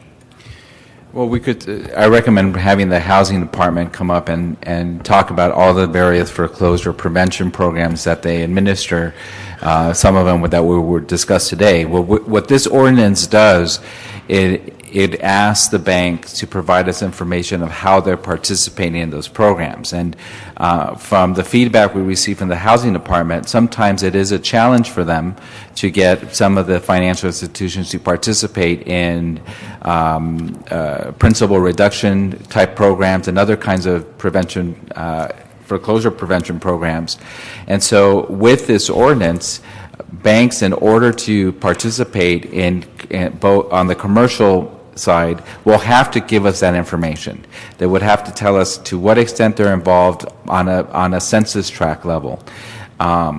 And that information creates the environment to encourage their engagement on these kinds of programs. But as to the specific programs, I recommend the housing department come in and issue a separate report on that. Okay, because I'd like to get that, because I agree with everyone who's upset about the foreclosure issue. I mean, my God, the banks got a lot of bailout money from the federal government. I thought they would use it to avoid foreclosures and lend money to people, but no, they didn't, okay? People are losing their homes, and I think part of it is the games they play with that whole mortgage business. And I've had more people come to me wanting help for modifications, and the banks don't even want to return their phone calls. So at this critical moment in time, will this ordinance help that, or is there anything we can do to give the banks the message right now? Don't throw anybody out next week or the week after, or the ones you threw out before. How will you deal with them? Give us some sensibilities that we can take action. Well, if with the ordinance as we recommended it, when the treasurer comes to you and says, I recommend using X bank for the city's retail banker, part of that information will be to what extent is that bank engaged in participating in the various foreclosure programs that the city runs and operates, as well as some possibly done by the state as well, on a census tract level. And you'll have that information not just for the bank she's recommending, but for all the banks who sought out that work. And so part of that goal is to share with the public and with you as council members to what extent these banks are involved in preventing foreclosures through a variety of different programs, like interest, like reducing interest. And so that information helps inform not just you as the ultimate decision maker, but the public as well. Okay, so can I make a motion, colleagues, right now to ask the housing department to report back to us with their information of the various strategies that they want banks to participate in that could protect homeowners? Can I get a second to that? Yeah. Okay. So we have a motion on the floor. Would that be helpful in the process of this ordinance we're working on to get that information, or is that a separate issue? It depends on, it could be helpful as part of the process to make sure we capture all the programs in the reporting, and the housing department was involved, but certainly a specific briefing on the various programs that are out there, some sponsored by the city and other government agencies, would be helpful. And would they also have the data on those LA City residents that have either lost their homes or are in jeopardy of losing their homes, so we can get a real graphic picture of it? I don't know if the housing department would have it in real time. They may have it sort of a look back after a certain period in time, but I don't know if they, and again, they should be able to respond to this, whether they could tell you currently exactly the number of homes that are in jeopardy of foreclosure unless they're already participating in one of the programs. But that could be one of the elements of the report back. And it would love to have that as one of the elements to report back, because that will help us as we go forward with rating banks as to who we want to do business with and who we don't. Comfortable with that? Again, we're now recommending rating banks. We're recommending getting that information. Yeah. I'm for rating them, but that's not necessary. Okay. Let me ask you, Miguel, from what we've heard today, what is it that, before we bring this back to council, that you need as far as your report or recommendations to move this forward? Well, I think given the recommendations that are made and the discussion, particularly the letter submitted by Councilman Alarcon, I think it would be helpful to maybe do a side-by-side comparison of the various elements of what's being recommended. You have the original ordinance that the city attorney has already drafted, and what are those elements? You have what we're recommending, that you have 2 reports on that, and then you have what's being recommended by Councilman Alarcon, so that after your committee and the council makes a determination as to how to proceed, then it is clear as to whether or not banks are being rated. It is clear whether or not you're accepting the definition of wrongdoing that we outlined, or there's still other issues. And it's clear whether it applies to both underwriters and to commercial banks. And so I think for the staff as well for the city attorney, it would be helpful to have that level of clarity. But now that there's been a number of various proposals, doing a side-by-side comparison, which we'll be happy to produce, would be what I would recommend we submit back to your committee. Okay. And you don't believe we're there now? I'm sorry? You don't believe that we're there now as far as that comparison? Well, I think we could certainly walk you through it if, you know, if that would be helpful, we could certainly do that now. Okay. Let me just ask, let me see, in addressing this item, it appears, and colleagues, this is, I'm going to make a recommendation that it appears as though there's a couple of very important issues that at least I thought we resolved by the lack of direction given by the council, that they were concurring with your report. It's clear that maybe that wasn't the case. And so I'm going to recommend that rather than move this forward at this time, that we asked you to prepare that side by side so that we can get the clarity and get the council to agree on what the policy is, so that then the CAO city attorney can actually write an ordinance that reflects that, rather than guessing, or again, where those are saying, let's approve the current ordinance. The current ordinance as written is totally inconsistent with what the CAO's recommendation and what I thought was some of the verbal comments made during the council meeting. And so that we can clarify it with every aspect, and also the fact that we can work on scheduling to make sure that everyone that thinks this is important is available to be in council when that occurs. I'm going to recommend that we hold this in committee and ask you to put that report together, and that we can submit this at our earliest opportunity of the next meeting to go to council with the placeholder, so we can get those points clarified.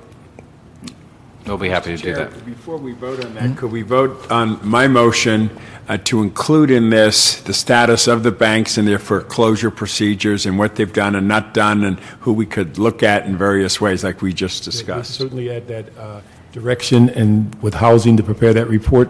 And I don't think we should forget about the things that the council has implemented, such as the registry on foreclosures.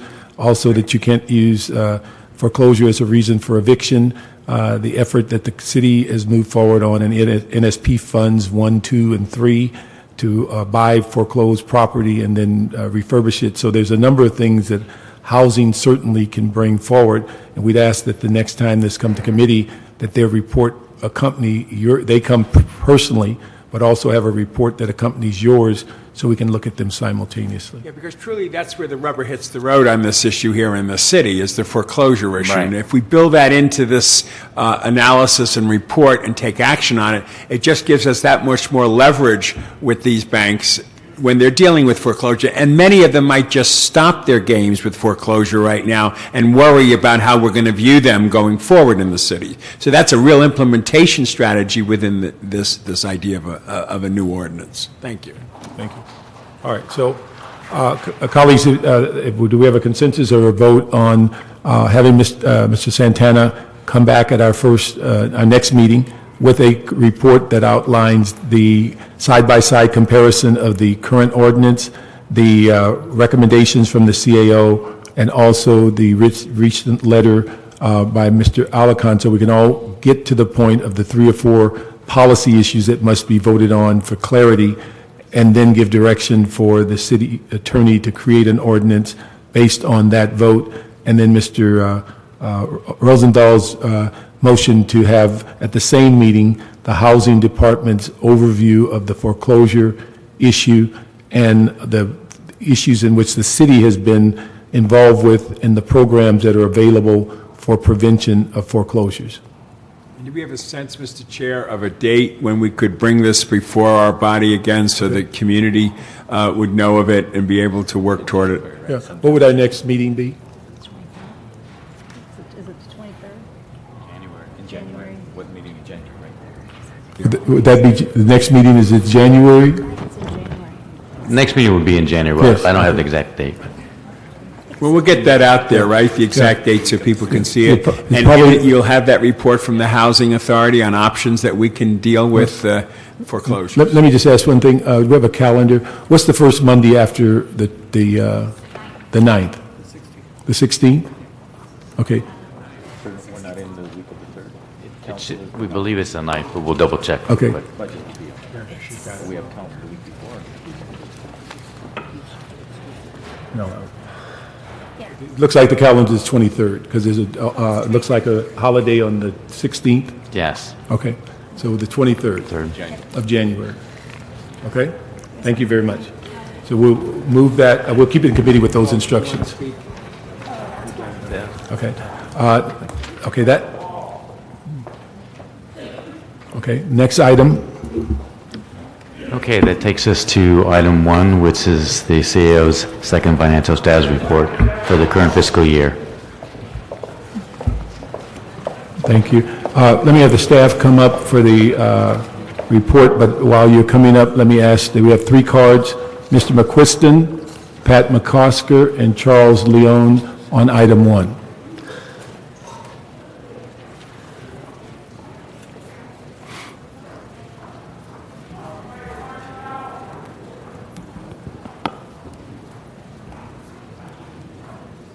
Mr. McQuiston?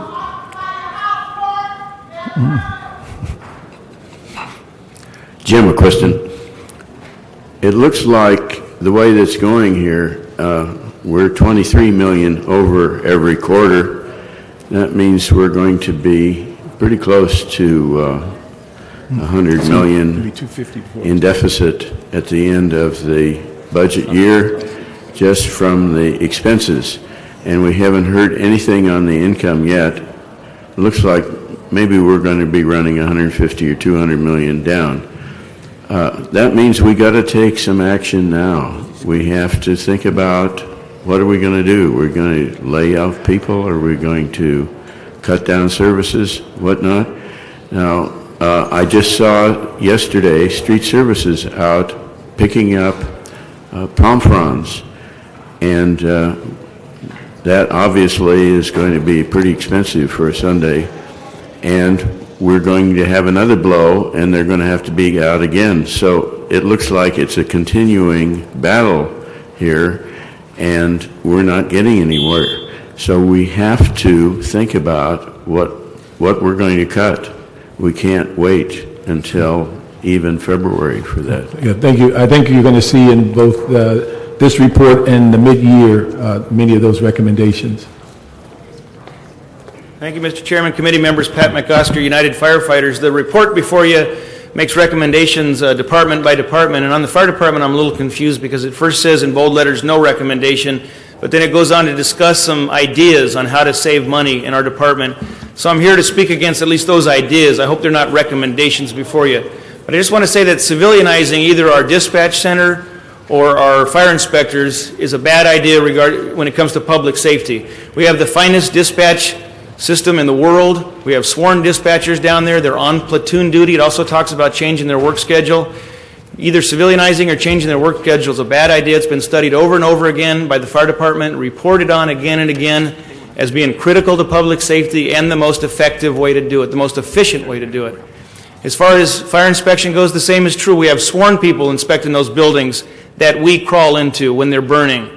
It needs to be sworn firefighters with experience fighting fires who are enforcing the fire code. That's the way that the city charter outlines it, and for good reason. Just like a pilot is the guy that walks around the plane and inspects it before he takes off in it, it needs to be sworn firefighters who enforce the fire code before we're called on to risk our lives in those buildings.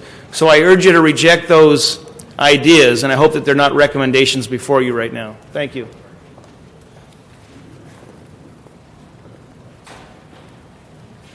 Honorable Chair and members of this committee, thanks again for the opportunity to speak before you this afternoon.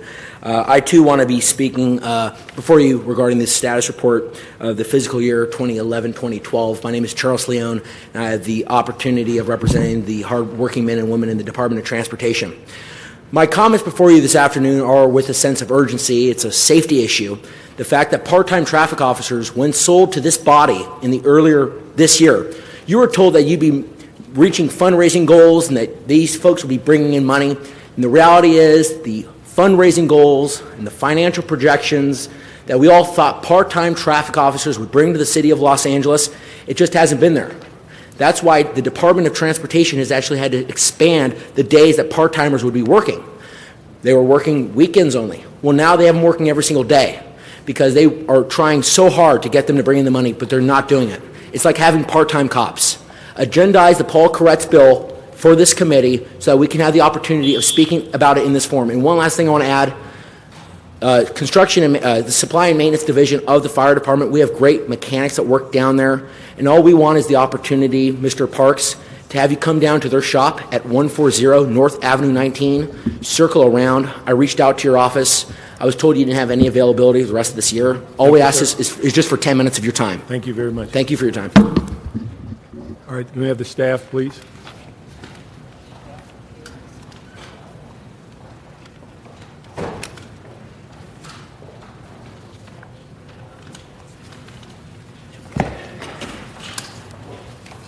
Ask him a quick question, if you don't mind. The last speaker was speaking. The last speaker was speaking on the part-time transportation officers. When's the soonest that we can get an update on whether or not the assumptions and the policy that was made in the last budget is either playing out as was expected, or it's playing out as the speaker just mentioned, that it's going in the opposite direction when it comes not only to revenue but effectiveness?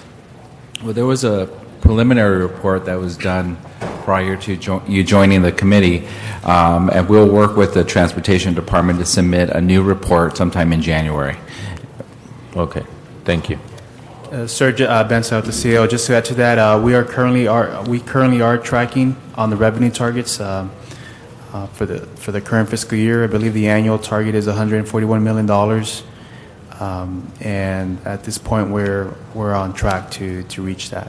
Okay. Well, I look forward to getting a report, detailed. Not only verbal, but I appreciate the update, but it's always helpful to get it in writing. That way we can analyze it and look at it, and then we can ask specific questions. Thank you. We'll be happy to provide that.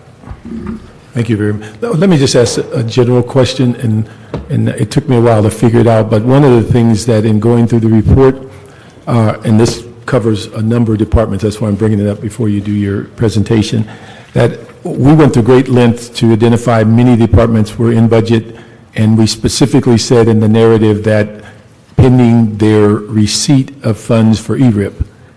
And then you go to recommendation 5 and it says we're going to recommend that $20 million be absorbed by those departments, which means that everything after recommendation 5 is somewhat null and void, because we're basically saying none of them are going to be generally in budget because our recommendation is that they're going to absorb. And so that was the inconsistency that I found, that if I were a general manager, I'd be concerned leaving here today with my report saying no questions, no issues, and then find out tomorrow you get a phone call that says you owe me $800,000 because you're going to absorb the ERIP. I was just wondering, why did we write it in that fashion? Well, because I appreciate the contradiction that you pointed out. It's not a deficit in a department until your council moves forward and agrees with our recommendation. And so should your council not agree with the recommendation, then departments will be whole for the most part, with the handful of exceptions. We're, as I've indicated in the past, given our fiscal situation, is becoming harder and harder to address any bumps along the way throughout the year. And so one way a tool that we did last year and one we're recommending this year is moving forward and not subsidizing the ERIP final payout across the board. As each department who lost people due to ERIP generate the savings, and so it was proportionate to how much savings you actually achieved based on the number of people you lost. We had stated, a few weeks ago when we met with departments that given the projected deficit that we're facing, that we will be recommending that the city not subsidize that final payment and that each department be responsible for making it on their own.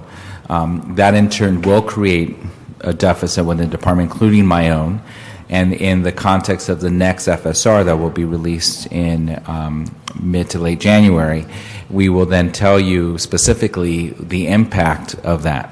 So for some departments, they may have some salary savings that they're able to absorb that impact. For others, there'll be a significant impact, reducing program and possibly the elimination of certain positions. We just don't know that until your council approves moving forward with our recommendation. But the issue is that in reality, there are several departments that it is very unlikely they can even come close to that absorption.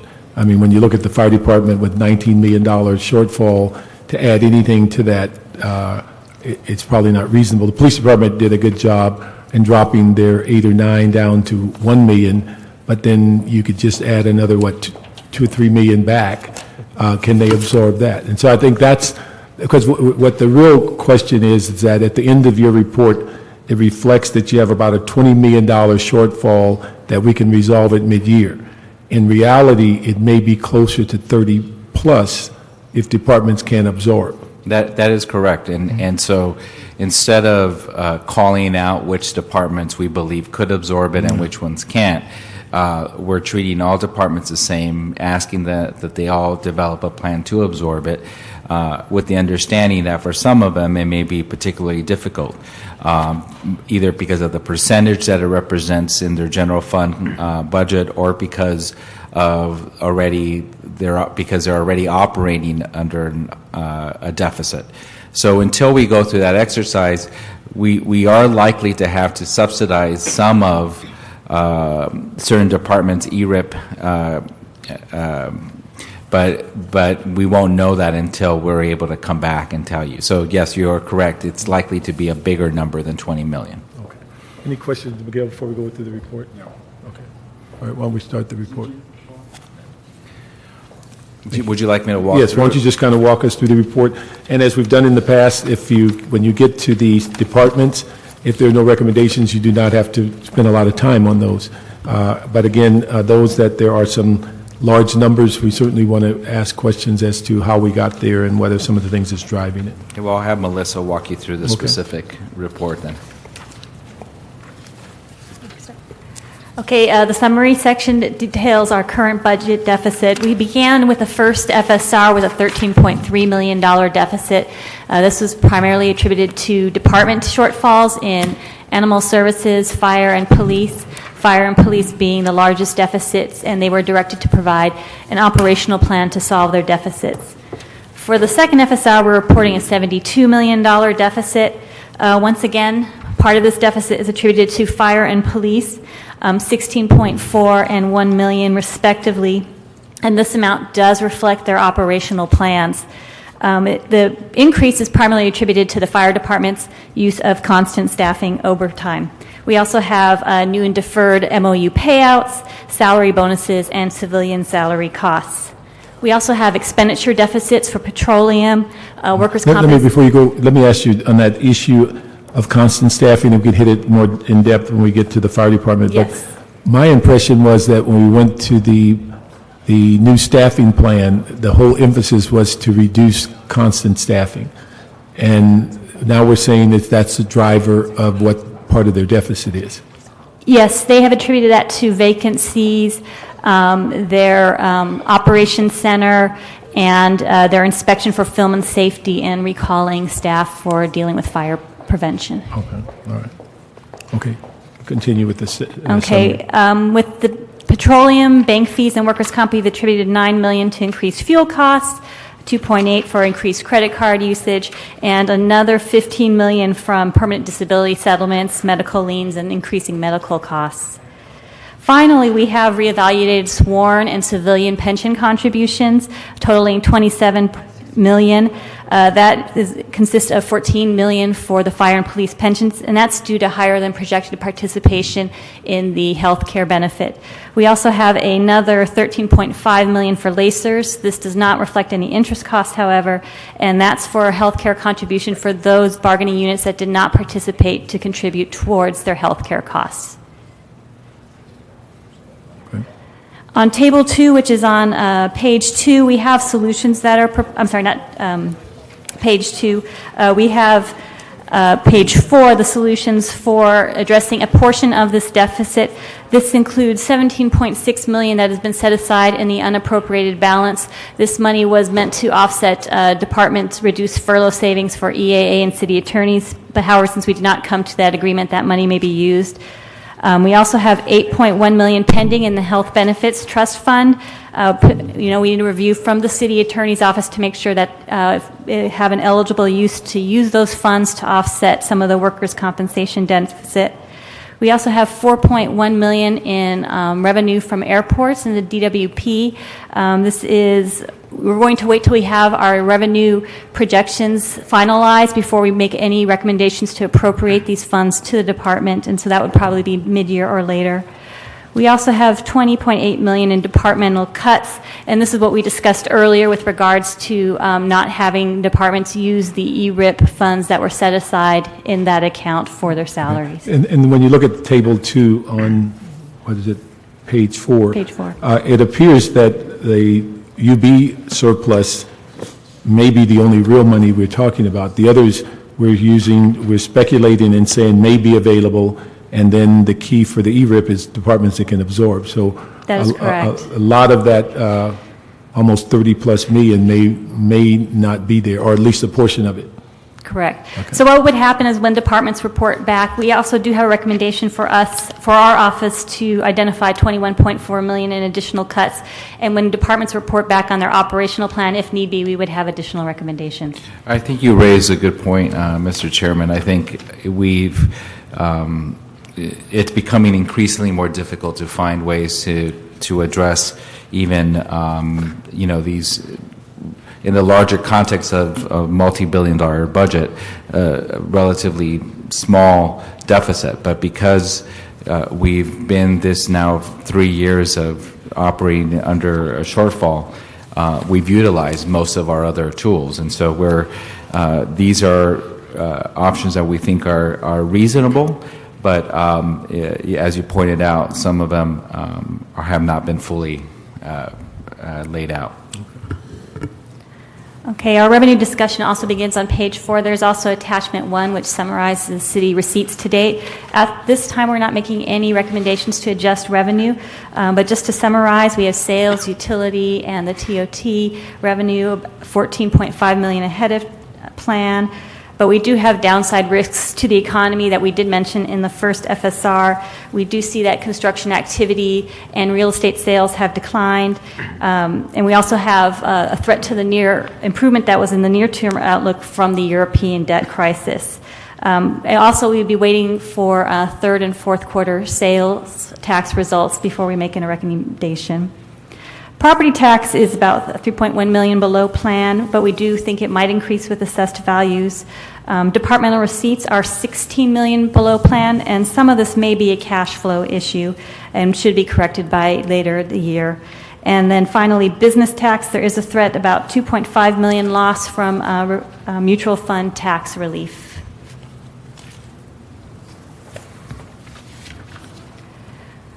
There is no there's no four-year outlook update in this report. However, as we reported in the first FSR, we do expect this fiscal year 2013 deficit to increase to somewhere between 200 million and 250 million.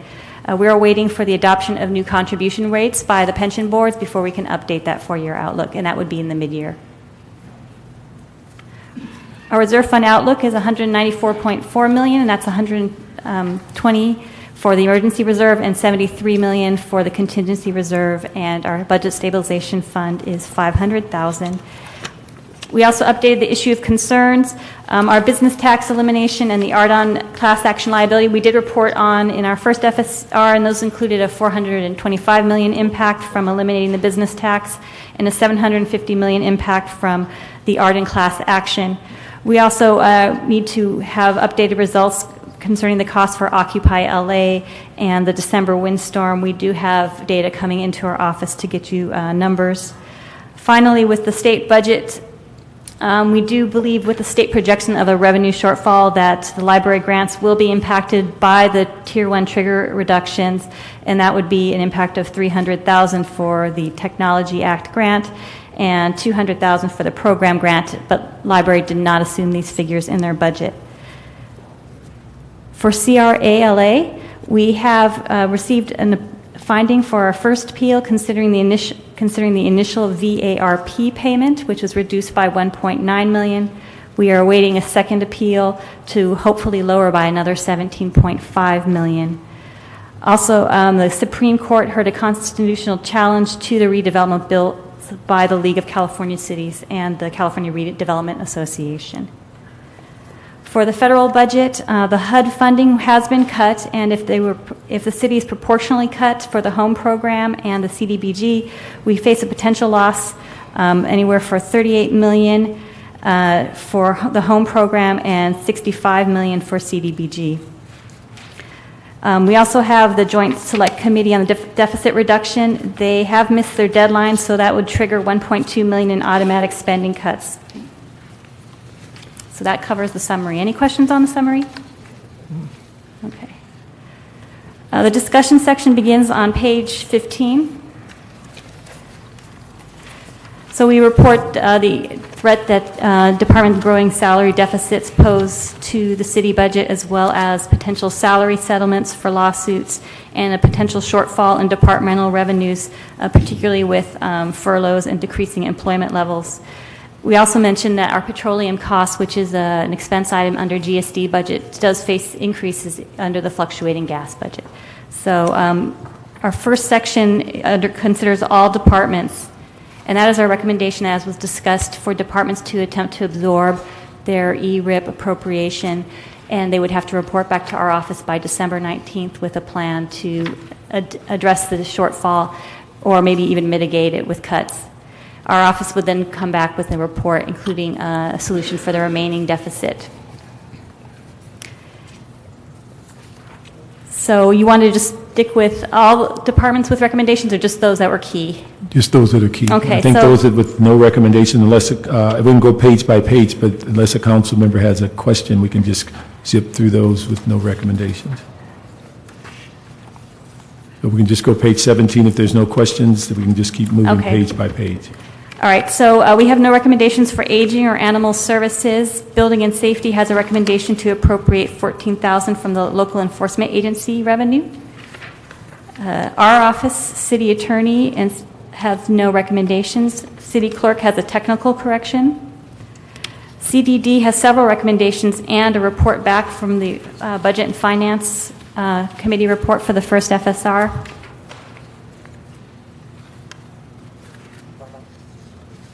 Any questions? Okay. The controller has no recommendations. The convention center did have an issue that they wanted to bring to your committee's attention. Okay. Are they present? I want to thank you for the explanation of the 2.9. We now know, in the sense of last year, that had to do with a cap problem.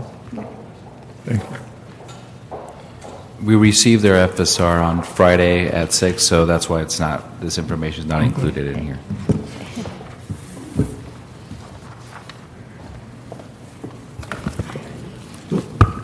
Good afternoon, council members. Agnes Cole from the Los Angeles Convention Center.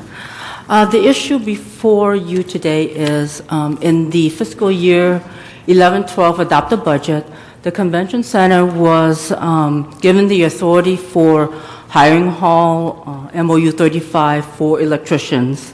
When the accounts were set up at the beginning of the fiscal year, we appropriated $10,000 in the salaries account. What occurred was inadvertently the benefits account was not set up at that time. In order for us to bring electricians on board, and we would like to bring them on board in January 2012, we would have to establish the hiring hall benefits account and then put an appropriation in that account so that we can move forward. What is the amount? We would like to put in $30,000 in benefits, and as well as increase the salaries account by an additional $40,000 for a total of $50,000 in salaries, so that we can have 6 months of electricians. And Are those funds that are within your budget? Correct. We are requesting that some surplus 1010 account, general salaries, be moved and transferred into those two appropriation accounts. Okay. Can we ask the CAO to work with you on that?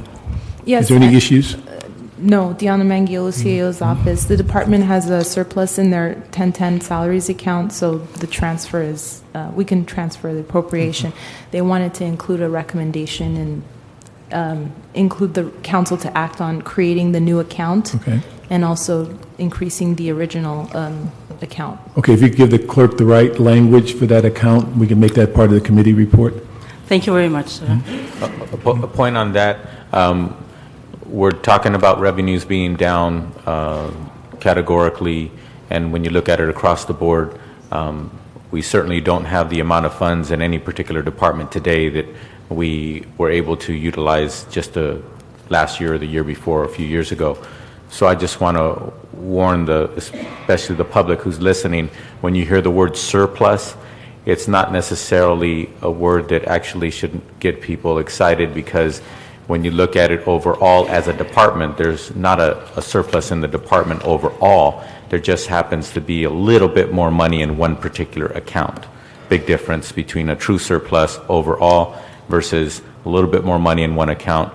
Naturally, we have other needs even within this department that they've identified, rightfully so, a place to utilize those funds and then to keep the department in balance. Thank you. Thank you for that correction, council member.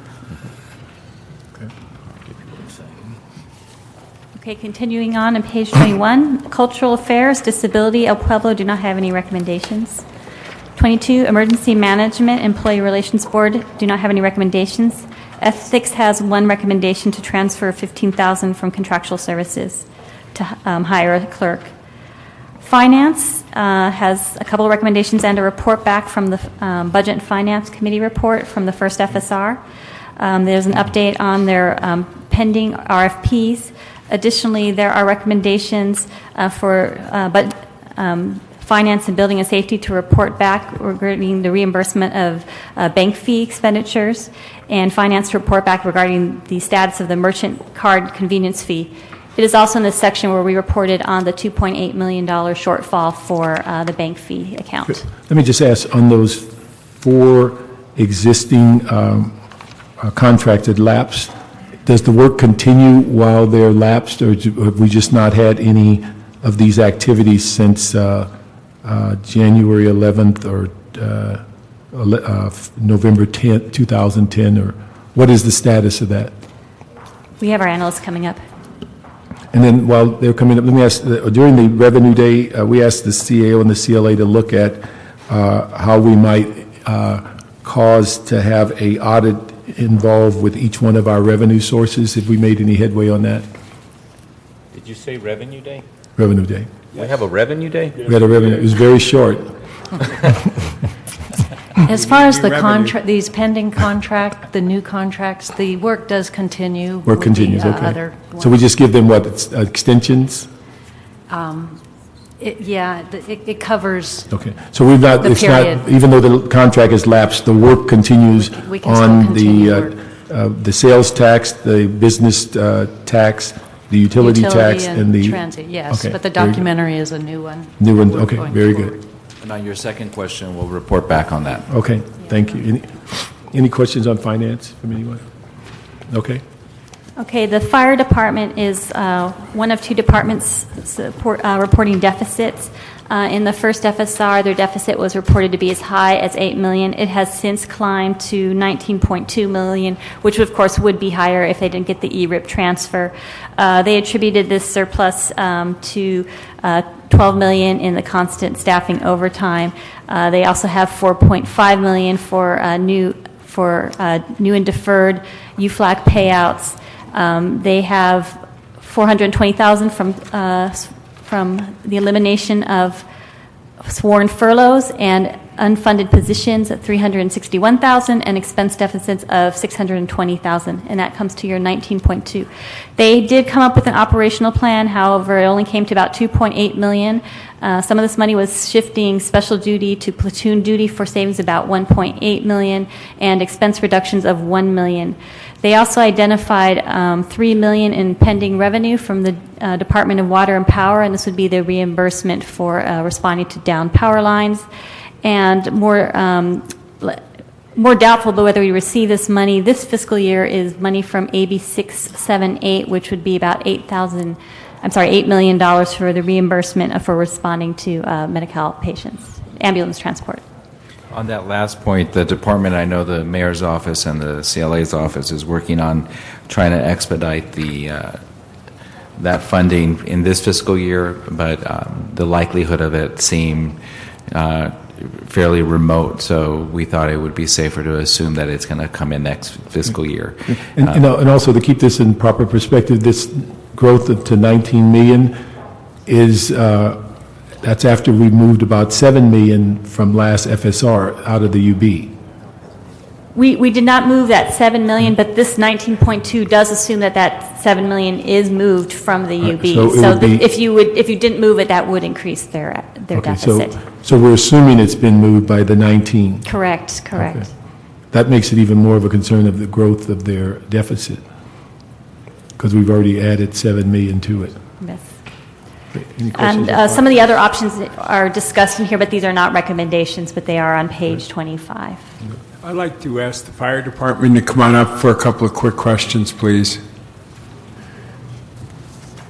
And I'll say, as he's walking up, that I'm most grateful to the fire department. The last two fires I just had in the northern part of my district, the response to the one where a complex was in construction was so extraordinary that it literally saved houses around it and lives. Everybody came out in one piece. And then there was another fire this weekend, which also had a quick response. And so, Chief, I'm very grateful to the fire department. And I must admit, we know today is another high wind potential day with a very low humidity day. And I'm also very much appreciative of how folks in the northern part of my district, Brentwood and the Palisades, have had staffing up and everybody's on alert, and I'm very grateful for that. The questions are, I understand constant staffing overtime is the largest driver of the current year deficit. Would opening up the drill tower and hiring additional personnel be more or less expensive than paying overtime at this point? It would be more expensive. The startup cost for Your name for the record. I'm sorry, Brian Cummings, Fire Chief, Los Angeles Fire Department.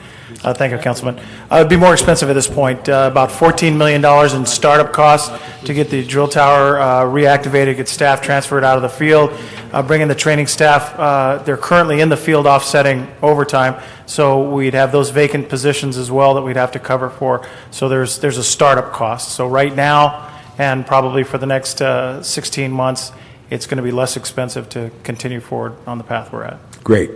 Number two is the three main options presented by the CAO for reducing expenditures are more long-term. What can be done to reduce the current year deficit short of making any further cuts in the field resources? Our only option is the one that we put forward as potential for reducing by 1.75 million this year, and that would be taking administrative staff and detailing them short-term back to the field. There's going to be impacts with that, training that's not being done. It's going to impact our fire prevention inspections. It's going to impact everything we do administratively, which is why 6 months would be the outside for how long we'd be able to maintain those folks out of the administration. So it's another and probably the last short-term fix for the solution for this problem.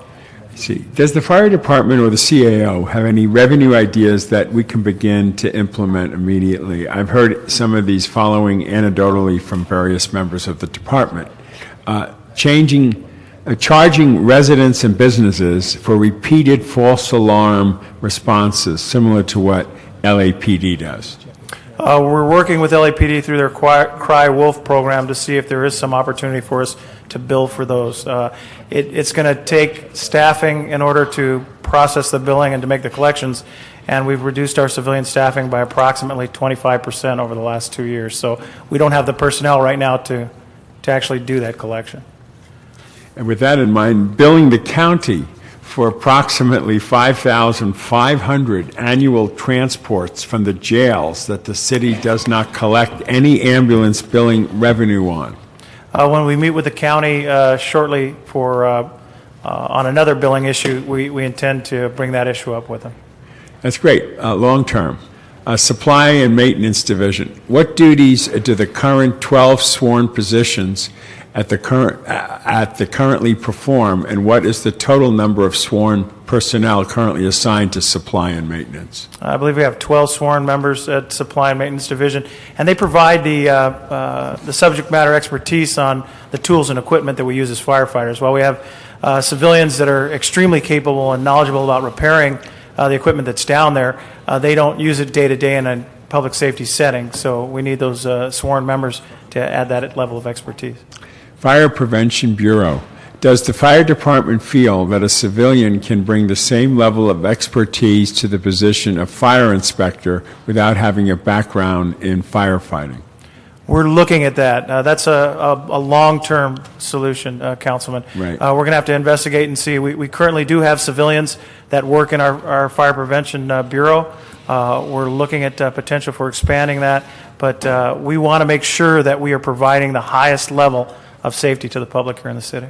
Right on that. How many of the 130 positions in this bureau are personnel on permanent or temporary disability, and where would the department be able to replace members who go out on long-term or permanent disability, injury on duty? There's approximately 89 of those members are on permanent and stable, and that would be an issue. And we'd have to meet and confer with both of our labor organizations about changing those working conditions. And again, if we civilianize any of our positions, that's going to be one of our concerns, is making sure we have those locations. Right. And my last question is Fire Dispatch Center. Is the fire department considering the full civilianization of the Fire Dispatch Center, or a hybrid model with a mixture of sworn and civilian? How many of the 78 sworn firefighters assigned here are on permanent or temporary disability? Approximately 25 are permanent and stable. And I've tasked the staff down there with, we currently have, by all the metrics, one of the finest dispatch centers in the country. I've tasked the staff with coming up with the most efficient dispatch model, whether that be sworn or civilian or a hybrid of them, while still maintaining or exceeding their current level of dispatch and providing public safety in the city of Los Angeles. So we're working on that. I think if we are going to move towards civilianization, that's a long-term move.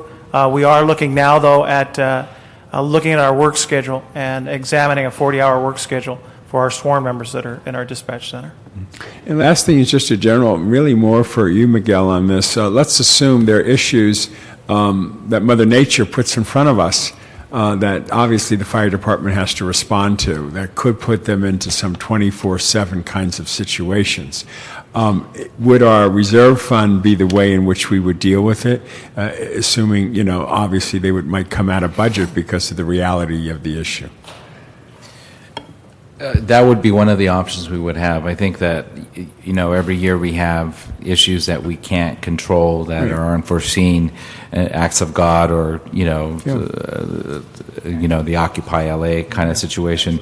And I think, for the reserve fund, once we hit the 5%, which we're only about, $20 to $30 million short of hitting there, then it really should be intended to address those episodic events that are unforeseen throughout the year. That's why hitting that percentage is so important, so that we have that flexibility. Hit the percent, lock it in, and then continue to build on it to be able to utilize for the unforeseen. I appreciate that. And again, Chief, I want to thank you very much. Your men and women have responded dramatically, beautifully to the issues we have in our district. Thank you. Thank you, sir. Yeah, looking back, according to the November 1st CAO report, because of negotiations with labor in this department, the city saved approximately $12 million for this fiscal year. So can any of those savings be allocated back to the fire department to cover any of their deficits? Since I'm sure part of why the union agreed to these concessions is hopefully to save some money for the department and help it cover some of its needs. I mean, just in general, the savings were assumed as part of the larger savings for the city. So we have a balanced budget. Start off the year as a balanced budget, and obviously the fire department was included in that. Well, on November 4th, we agreed to discuss whether, at this particular meeting, whether that should just be included that way or whether it should be allocated back to the department. I thought that was appropriate to, even before we wound up with this shortfall. So I would certainly encourage that and would like to help have us use some or all of that money to close their gap rather than just the general gap in the city's budget. Also, question I was going to ask, although it's probably less viable based on the shortfall, can any of that money be used to allocate back to cover some of the staffing gaps at some of the stations that have been cut? Councilman, we're currently looking to close that projected budget shortfall. Once we close that gap, then absolutely, that's what we'd be looking at next, is increasing resources. But our first consideration right now is closing that budget shortfall. Okay. Thank you. Under no circumstances, obviously, I think you agree with this, do we want to cut any further the personnel out there or the fire companies out there because of the incredible mission they're under and the need for that? Correct, Councilman. 947 people on duty today is a floor for the amount of firefighters we need to cover this city. Right. And in fact, Monday through Friday during rush hour, we probably dip below that floor as we dark out districts within the West Valley, within pockets of the city of Los Angeles. So this is a minimum deployment, what we have out there every day today. And we want to support you on that so that there's no cuts further than that. And if we can find other ways to make it happen, CAO, his budget, we got to do it. No more personnel issues. Thanks.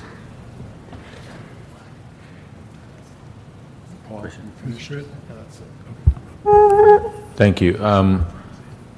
When a department agrees in the budget cycle to a certain budget, for example, your department agreeing to different ways to work with a given budget, and then we agree on that budget, and then you're given that budget to work with for the subsequent 12 months.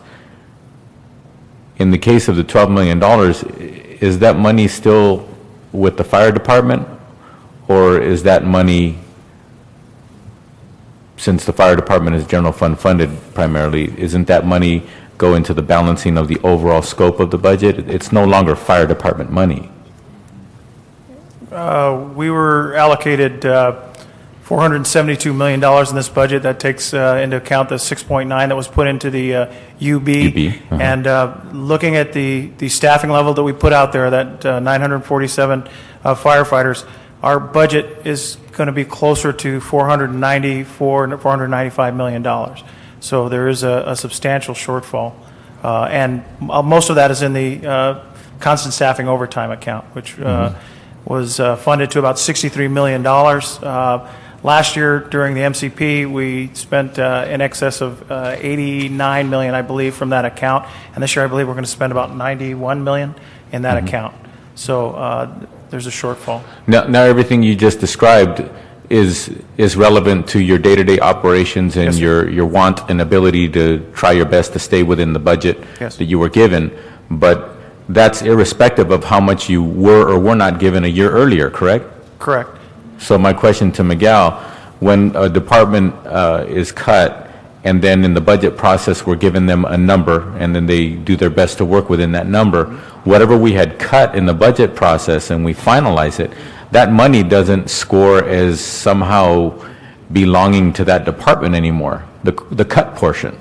Isn't it just scored in the general aspect of the overall budget? It's based on the priorities that your council established. So the reductions, every department has undergone reductions, and those reductions are made and to mitigate a shortfall and reallocated to reflect your council priorities. So for example, if we realize that going into the next budget year, we're going to be short $200 million, and therefore we start working with every department, scraping everywhere we can, looking at every account, looking at responsibilities, looking at our priorities, et cetera, and then we come up with a budget that actually scores that $200 million. We've actually figured out a way to capture that.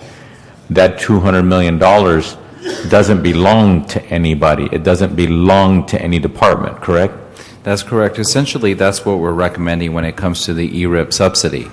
You know, most departments are within their budget, as Mr. Parks pointed out, assuming that they receive their ERIP subsidy. However, because we have deficits primarily in the public safety area, we're now recommending essentially creating a deficit among most of the departments and using those savings, $20 million worth of savings, to help cover the deficits that exist in somewhere else.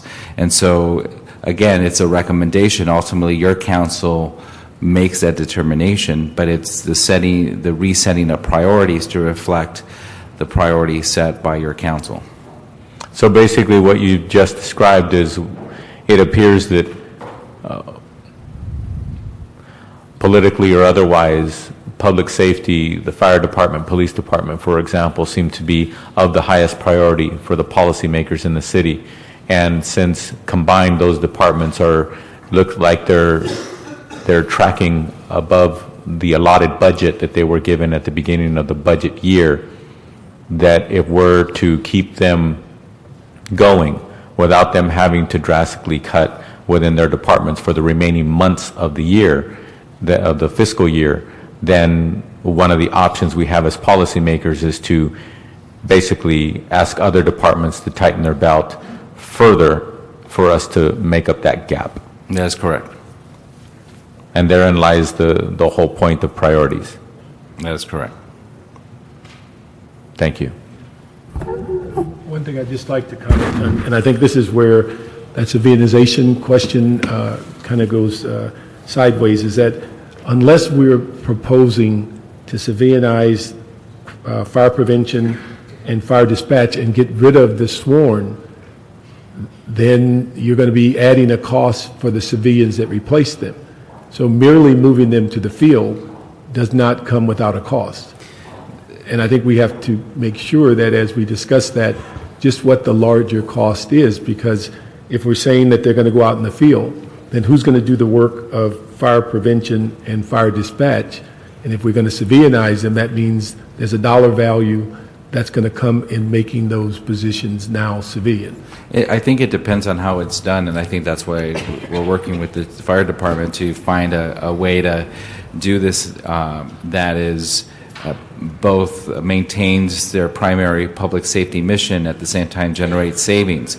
The goal is to, as was noted in the area of the Fire Prevention Bureau, there are a significant number of those employees who cannot go back into the field. And so what I'm envisioning over a period of time, there would be an evolution of those functions that reflect sort of the existing workforce as well as of our budgetary constraints. The goal is to reduce the need for overtime by having staffing without necessarily having to hire new firefighters in that process. So it can be done if it's mapped out and done over phases. But you're right, if it's done overnight where we transition the workforce from being sworn to civilian, then you're basically maintaining two workforces. But I think from what I'm looking at is that no matter when you transition, if you put firefighters in the field to reduce overtime, that's where they're going to work. Somebody's going to have to replace them where you took them from, and if you make them civilians, then you're going to have to pay for them. So I don't think you can use them twice. They either are going to be in the field reducing overtime, or they're going to be in fire prevention or the dispatch center doing those jobs. And if they move from that, the job doesn't go away. There's got to be someone paid to do the job while they're reducing overtime in the field. So that's what I'm saying. It's not just, sometimes the simplistic answer is civilianization, and then you got to make a decision: do you keep the sworn or you don't keep the sworn? And if we're going to use them, expect to use them to reduce overtime, then our expectation they're going to work as firefighters as opposed to dispatchers or in crime prevention. That's correct. That's why it's not a panacea for today's problems, but it's part of, as the chief indicated. But I just want to make sure we know the larger cost, because every time I've been in one of these civilianization discussions, people view it as a cost saving. In reality, when you do the replacement and then you wait in time, about the only thing you really save on is overhead and pension, because the salaries begin to creep up.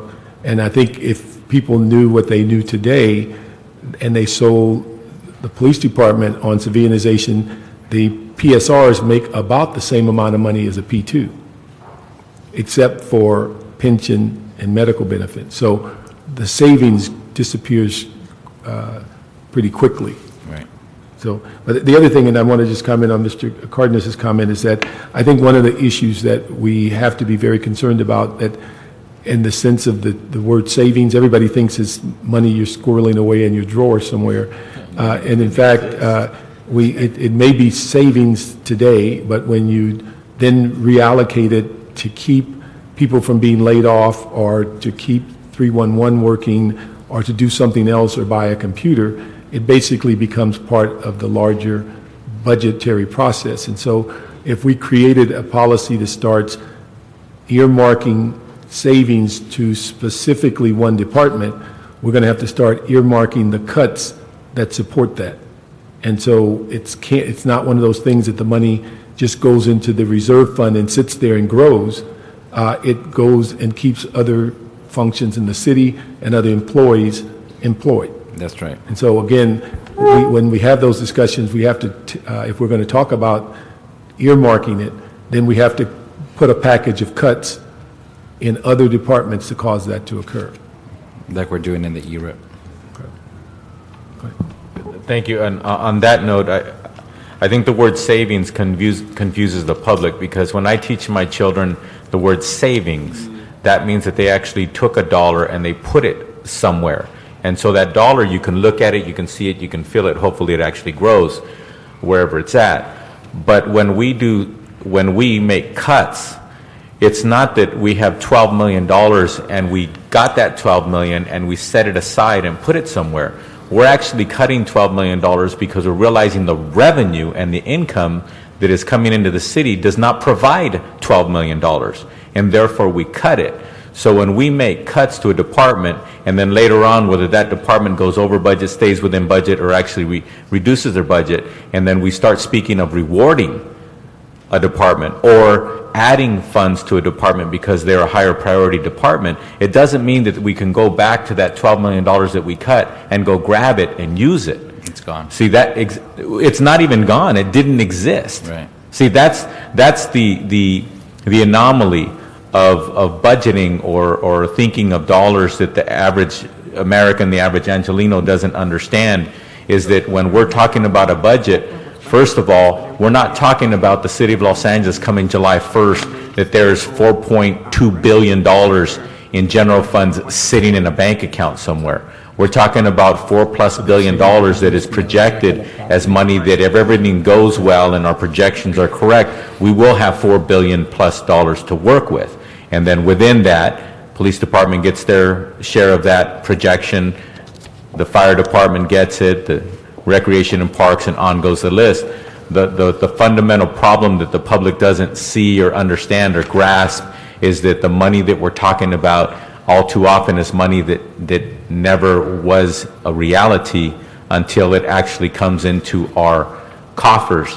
And then when we talk about times like this where revenue is off, that means that we actually budgeted money that we expected was going to come in, but since it did not come in, then it causes an impact based on how much we allotted each and every department, and then therefore we talk about where are our priorities and how do we cut. I think that it's important for us to remember that a lot of what we're talking about here is money that did not materialize. It was not material until it actually ends up in our coffers.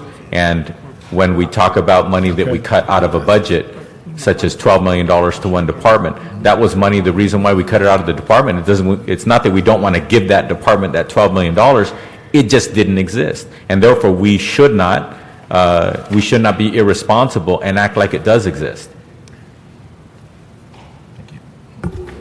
Any question? Okay. We can keep rolling. And Chief, best of luck on the double-digit deficit. We're working on it, Councilman. We're trying to grow revenue. I think we're doing really good with our APCR. That AB 678, although it may not come in this fiscal year, that is ongoing federal revenue that will be coming to the department for our ambulance billing. We're trying to grow revenue every place we can because that's how we're going to get out of this. And it's good to see that the recent efforts on collection of ambulance billing is now functioning as intended, and the revenues are hitting their projection. That's the good news. Thanks, sir. All right. Lorenzo. Next is general services. In that, we have a couple recommendations, including an appropriation of $4 million from the unappropriated balance to the petroleum count, and that's to cover part of the deficit. The $9 million deficit is on top of this UB appropriation, so that is not solved. We also have a direction for the department to report back on departmental use of fuel and ways to cut fuel usage. And finally, there's a report back on the parking lot sweeping services. We do not have a recommendation in this report, but we've identified the cost, which is $150,000 this year and $160,000 next year, and we'll make a recommendation in the next What type FSR. of parking lots are we talking about? These were parking lots that were supposed to be swept with the functional transfer of sweeping from GSD to street services. Are they off-street parking, or are they parking No, I believe structures? it included like library parking lots, and I don't know all the other lots. Okay. They were city lots. Good. The one thing I was going to ask, depending on what kind of lots, would the special parking revenue funds be an appropriate source if they're off-street parking? We could look into that. I don't think it's Okay. Now, because I know I think it's narrowly focused on off-street, or that's what revenue. But my understanding is these are city lots. Yeah. I mean, but I'm saying we have a lot of city lots that are off-street parking that were generated by special parking revenue funds. If that's the ones that are being swept and cleaned, I'm just wondering whether that is a source of funds to use. If it's not, We don't think it is, but we could look back Okay. and we could report back on that. all right. Okay. Thank you. Chairman. On the general services, when it comes to the deficit projected in the petroleum account, as it says here in the report, I just wanted to point out for the public who's listening to this that the General Services Department is responsible for thousands upon thousands of vehicles that do not belong to the General Services or aren't driven by the General Services Department staff. They're actually buying the fuel on behalf of the city and to make sure that all of the vehicles that are used by the city actually have fuel so that they can utilize them. So I just wanted to point that out. I mean, we know that internally as analysts and as people who sit on various committees or what have you, but I just wanted to make sure that the public doesn't think that we've got one department here that just, uses fuel like it's, like it doesn't matter. We're talking about these are the fuel costs for all of the vehicles within the city. Thank you. And then let me just, one thing, if we could just not lose track of that reduction of the fleet. We've been waiting now for, 3 years minimum? So if we can ask the CAO to continue to push that and make sure that becomes a reality. Well, we're working on that now. Part of the challenge is as Councilman Cardenas pointed out, the department houses the fleet, but they don't utilize the fleet. And so, one of the things that we may want to look at in how we structure the fleet program is really having each department not accountable for managing the fleet, but in terms of how it's budgeted, so it's clearly part of their budget. And so instead of making a universal reduction in the fleet, then you could go ahead and set that goal, and each department is forced then to respond in terms of how they're going to meet their mission with that reduced fleet. The reason we haven't been successful in reducing it based on your target is because it falls into one department that doesn't control how the cars are used or who gets calls on them. So the program has to be restructured to align the accountability really where it should be, and that's with the department itself. So we're working on something now that could be part of the budget.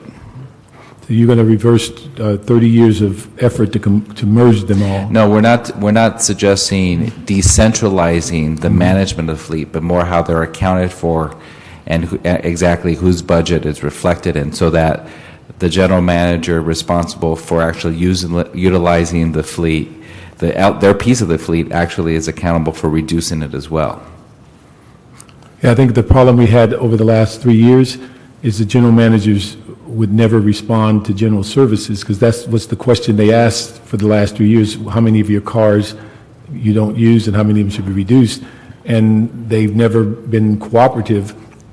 And the thing that we kept asking is that it would appear that being that the general managers all work for someone, generally the mayor's office, that somebody in the mayor's office would cause this to occur. And now we've been waiting 3 years because departments won't cooperate with general services. And I don't know whether they're going to be more cooperative if they own the fleet. Or if they're accountable for it. Yeah. So I don't know. But I'm just saying it's one of those things that appears that could be solved in a staff meeting. Well, it's been 3 years. We haven't been very successful, sir. Yeah, I know. That's what I'm concerned about. It's kind of like what is that? Executive Order 5 on getting people to report debt. We're still waiting on that. Well, I think what the CAO is describing is something where each department that has vehicles actually has some connection between how many vehicles they have and how it impacts their budget. That's correct. Which is different than having a desk. A desk, for example, say a department has 100 desks, the desks don't usually tend to need maintenance and fuel like a vehicle does, which at the end of the day, a vehicle impacts the budget with much more dramatically than a lot of other equipment that each department has. So I look forward to hearing how we can make that happen. But I do agree with the chairman that decentralizing the expertise of the GSD department into every department would be going in the wrong direction. Right, and but that's not what you were describing. Thank you. Housing has no recommendations. ITA has a couple appropriations and transfers within their accounts. Library has... Let me ask on ITA. Yes. We've been waiting for, I think, their plan as it relates to public access and how we could better use the cable funds that come in, the 1% and the 5% or whatever. And is that going to be part of this coming year's budget? Waiting for the analyst. Yes. As long as you say something. I saw a nodded yes. Okay. It would be part of this We year's. have somebody here if you want Okay. a specific question. Is that, once you come up and give us where we are on the 5-year and the public access, because we've been waiting for that for a few years. Councilmember Jacob Wexler at the Office of the City Administrative Officer. That plan that was drafted by IPA would now, and I think heard in committee, would have to go through the budget process. So it would be the proposal that they make in their budget would presumably take into account where we are in that plan, and it would then be reflected in the mayor's budget based on the recommendations that, or the proposal that he wanted to make. So the thing is the game plan that they're going to recommend in their budget year one of their 5-year plan, is that what we're headed for? Yeah, I think actually this was year one of the 5-year plan, 2011-12, and so there would be year two. Year two, and this is where we're talking about public access with the clerk's office and a variety of other entities that money would fund our public access program. Correct. In this year, the plan includes some increased appropriations above the current level. So that would come before the council. I mean, based on what the mayor wanted to put in the budget. Okay. All right. Thank you.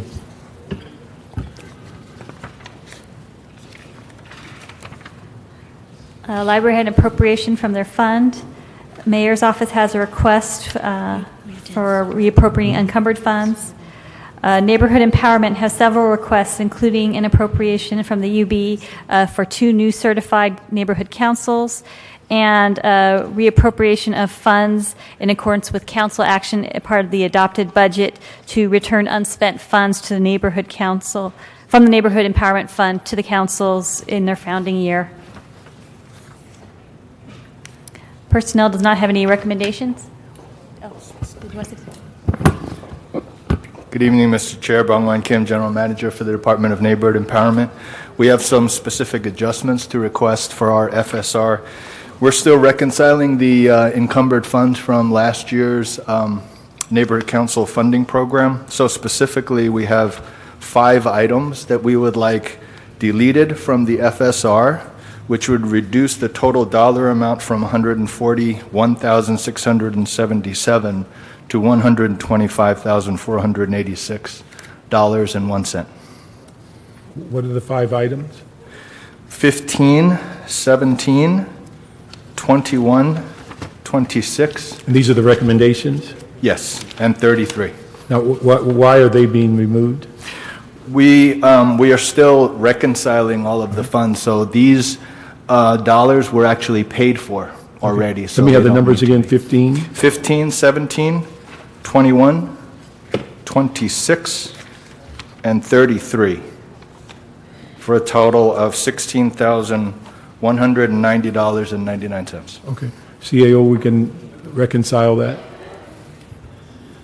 Good afternoon, Councilmember Delilah Bucha, CAO.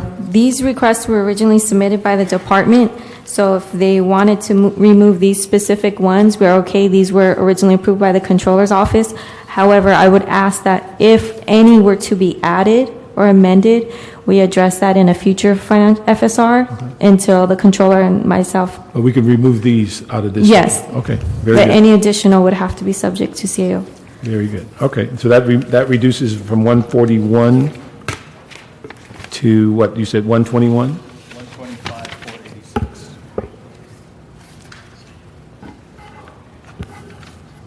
Okay, thank you.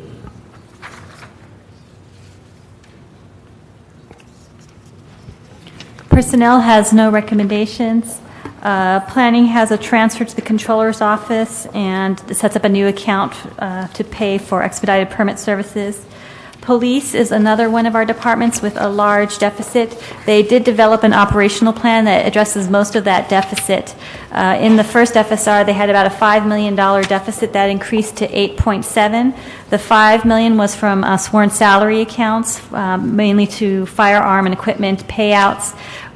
We also added $3.6 million for the reduced coalition furloughs, for which savings did not offset those furloughs. So that brought the total deficit to $8.7 million. The department has identified the possible use of state COPS money, which is $6.1 million and requires approval by the mayor's office, as well as some reductions to the sworn salary accounts by managing promotions and such, and that would be $1.5 million in savings. And then with that $1.1 million remaining deficit, they had identified prior year revenue in LAWA funds, but once again, any appropriation of revenue would sort of need to wait until we determine where we are for revenue for the citywide. Okay. There's a recommendation to transfer $4 million within the account to address a partial deficit within that salary sworn account. Public Works has recommendations to reduce funds with the reduced CDBG entitlement amount. ConHAD, Engineering, Sanitation have no recommendations. Street Lighting has a few recommendations to reappropriate and transfer funds for projects. Street Services has no recommendations. Let me go back to, and I think it's a combination of recommendation 39 with one of the which one is it? That would be Public Works Board. Public Works, they share it with Rec and Parks. My understanding is that the pilot money that was distributed to Rec and Parks can be used to address the landscaping issues at Parker Center. Oh, I'm sorry. That's in the Rec and Parks section, Okay, and I thought that is on page 33. Okay, but I was looking under Board of Public, and this is recommendation 39. Oh, I'm sorry. Okay. There's a couple of issues with HACLA in there. Sorry. So it's not, the recommendation I see for under Public Works Board is to reduce $39,747 in the CDBG Trust Fund. okay, so their recommendation number is not 39 then? It's 38. Okay. It should be, 38. for the Public Works Board, it should be 38. 38, okay. I'll catch when we get to Rec and Parks then. Okay, Rec and Parks did have that recommendation concerning, well, it doesn't actually recommend using that money. However, it does identify those possible funds for a report back after the Bureau of Engineering and Rec and Parks work together to identify the cost for either fixing and or maintaining the landscaping over at the Police Administration Building. I just asked if we look for a source and if the pilot money is available, because if it's a broader use, because my first impression was that it was only for HACLA properties, but I've been advised that it could be used for the Police Administration Building, and that we then bring that up to, I think Ms. Perry's was concerned that we bring it back up to the statute that it was before the movement of personnel. So that would be recommendation 39 and 40 that deals with the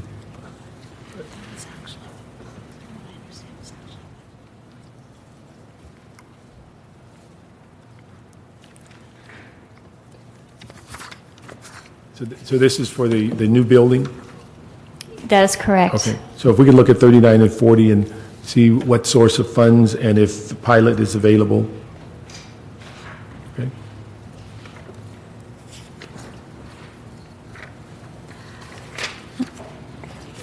Okay, Transportation's on page 34. They have several new appropriations and transfers within and between department accounts for several projects. And we want to make sure they're on their second year, their 5-year plan as part of their budgetary process. Yes, I believe you're talking about the 5-year parking plan? Yes. They're collecting data through December. They hope to have an analysis in January and report back in February. Okay, thank you. Okay, so that completes departmental discussion. The non-departmental discussion's next. GCP, there's Did you deal with the zoo? I'm sorry. No, I skipped the zoo. The zoo has no recommendations. Yeah, what I'd like to know about the zoo is where are we on the RFP update? Glassa met with me the other day. Where are we heading on all of that? We received 2 proposals to the RFP, and we're currently evaluating them. Our goal is to have that evaluation process completed early next year in January. Concurrent to that, based on your council directive, we're also doing a separate analysis with a working group that includes all of the bargaining units who are represented in the zoo. That committee is being chaired by John Lewis, the general manager of the zoo, and they're looking at a variety of options to come up with a plan that allows the zoo to exist under the city's authority and control, but provide a series of revenue enhancement options to maintain that. So our objective is to come to you, as the motion directs, with both of those options and ultimately a recommendation so that your council can make a decision prior to the budget deliberations. Great, thank you. Thank you. Next segment. All right, GCP has a slight surplus that we expect to recommend for use in the next FSR to pay excess benefits. HRB, that's where our workers' compensation deficit is, and that's about $15 million. We do hope to identify the $8 million in the Health Benefits Trust Fund, which would be used to offset that workers' compensation cost, particularly with the sworn medical liens and the rising healthcare Could you explain that? I've never heard that term before, medical liens. My understanding is that for sworn officers who have been going to their current health care provider, this is not through workers' compensation, but they're going through their current health care provider, that provider then incurs costs, which then places a lien against the workers' compensation program to recover their cost in caring for the... Okay. Are we paying twice? Are we paying for the medical benefit and then the lien? David Luther from the, the Personnel Department.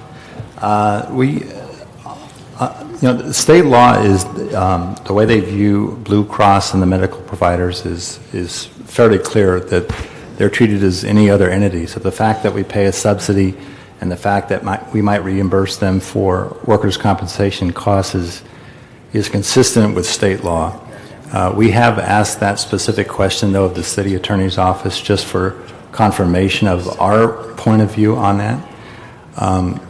Should we reimburse the medical providers for these workers' comp costs?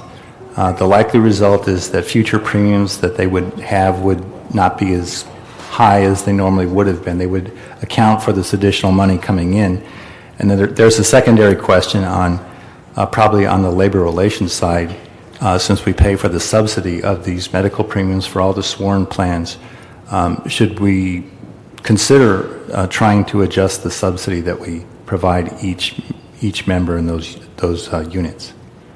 Because I would think, because I knew from years past that when you had a injured on duty, you'd have the ability to reconcile what was spent from the medical plan versus injured on duty, and that you wouldn't end up paying twice. And it looks like if they're using the medical plan and then the medical plan is being paid by our subsidy, and then the medical plan is able to then charge the workers' comp, it seems like they're double dipping.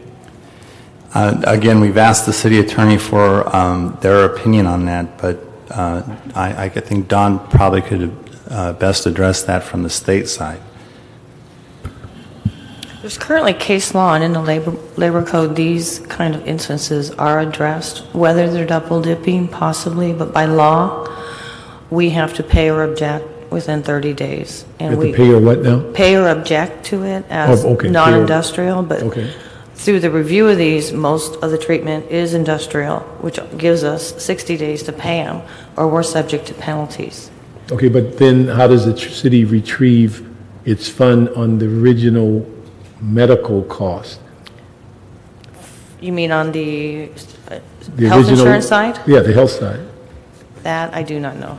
Okay, because the thing is, it seems is that if it's being paid and then it's declared that it's industrial, and then they then move the cost over to the industrial or workers' comp, it would appear reasonable that it would be what's going forward. But if it's something that's already been paid for in the health plan, and then they're asking to be paid a second time, that appears to be that you're getting paid twice for the same service. As we understand it, the future premiums would reflect that adjustment. So in some part, the members that pay out of their own pocket for Blue Cross would be the beneficiary of a lower premium, but so would the city in some certain circumstances as well. It's just reflected in the future premiums. The premiums would not increase at the rate that they would have been without the reimbursement. Okay, but now how do we track that? How do we know that actually occurs? The answer to that question we couldn't answer today. We would need to do some reconciliation of the premium increase, what it would have been without the reimbursement, the premium increase when all the dust has settled, all these claims have been paid, what that premium adjustment would look like with the reimbursements, and then start addressing from that point on, basically who participates in the reduction. So where are we on evaluating this? Has it been looked at in Personnel Department, or are we just kind of walking through it now? On the liens? Yes. We have asked the question of the city attorney, the legal question about the double dipping issue, but this started probably around early September, where we were presented with a scenario in which the city might owe upwards of $28 million to LAPRA and LAFRA for these cases. And in this situation, we always do have these kinds of situations with liens. We always have reimbursed them in the past. What makes this situation different is we suspect they're encountering the same fiscal difficulties everybody else is, but they hired a firm to go back through 10 years and basically search and find these claims, potential reimbursements due them for which they provided services, and there was a workers' comp award. The process we've been going through the last 2 months is really sifting through all of these claims. To the best knowledge that we have today, with the information they presented, we don't see $28 million in unpaid costs. I think our estimate right now is in the neighborhood of about $9 million total owed. But between now and the next FSR, which is the mid-year, we hope to really, frankly, drill down on that with LAPRA and LAFRA and their consultants and our attorneys and their attorneys, and come up with a better estimate for the council by the mid-year on that issue, as well as we can offset some of this deficit internally. We've gone to one contractor has already reduced their fees. 2 contractors we've had discussions about also reducing the service the fees that they charge.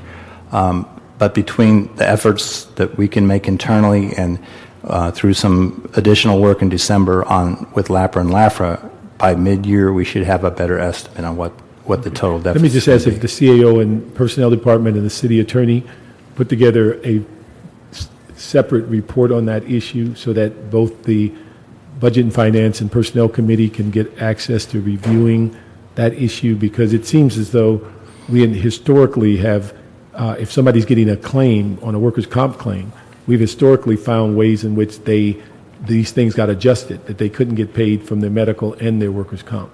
Yeah, that does happen in the disability cases. That's right. Yes.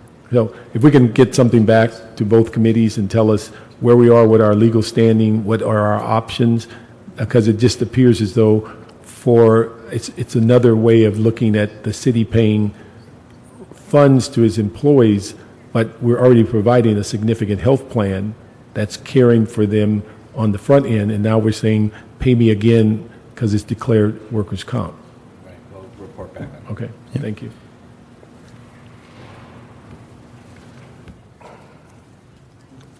Good, next. I think you're good. Okay, the liability claims account is on page 37.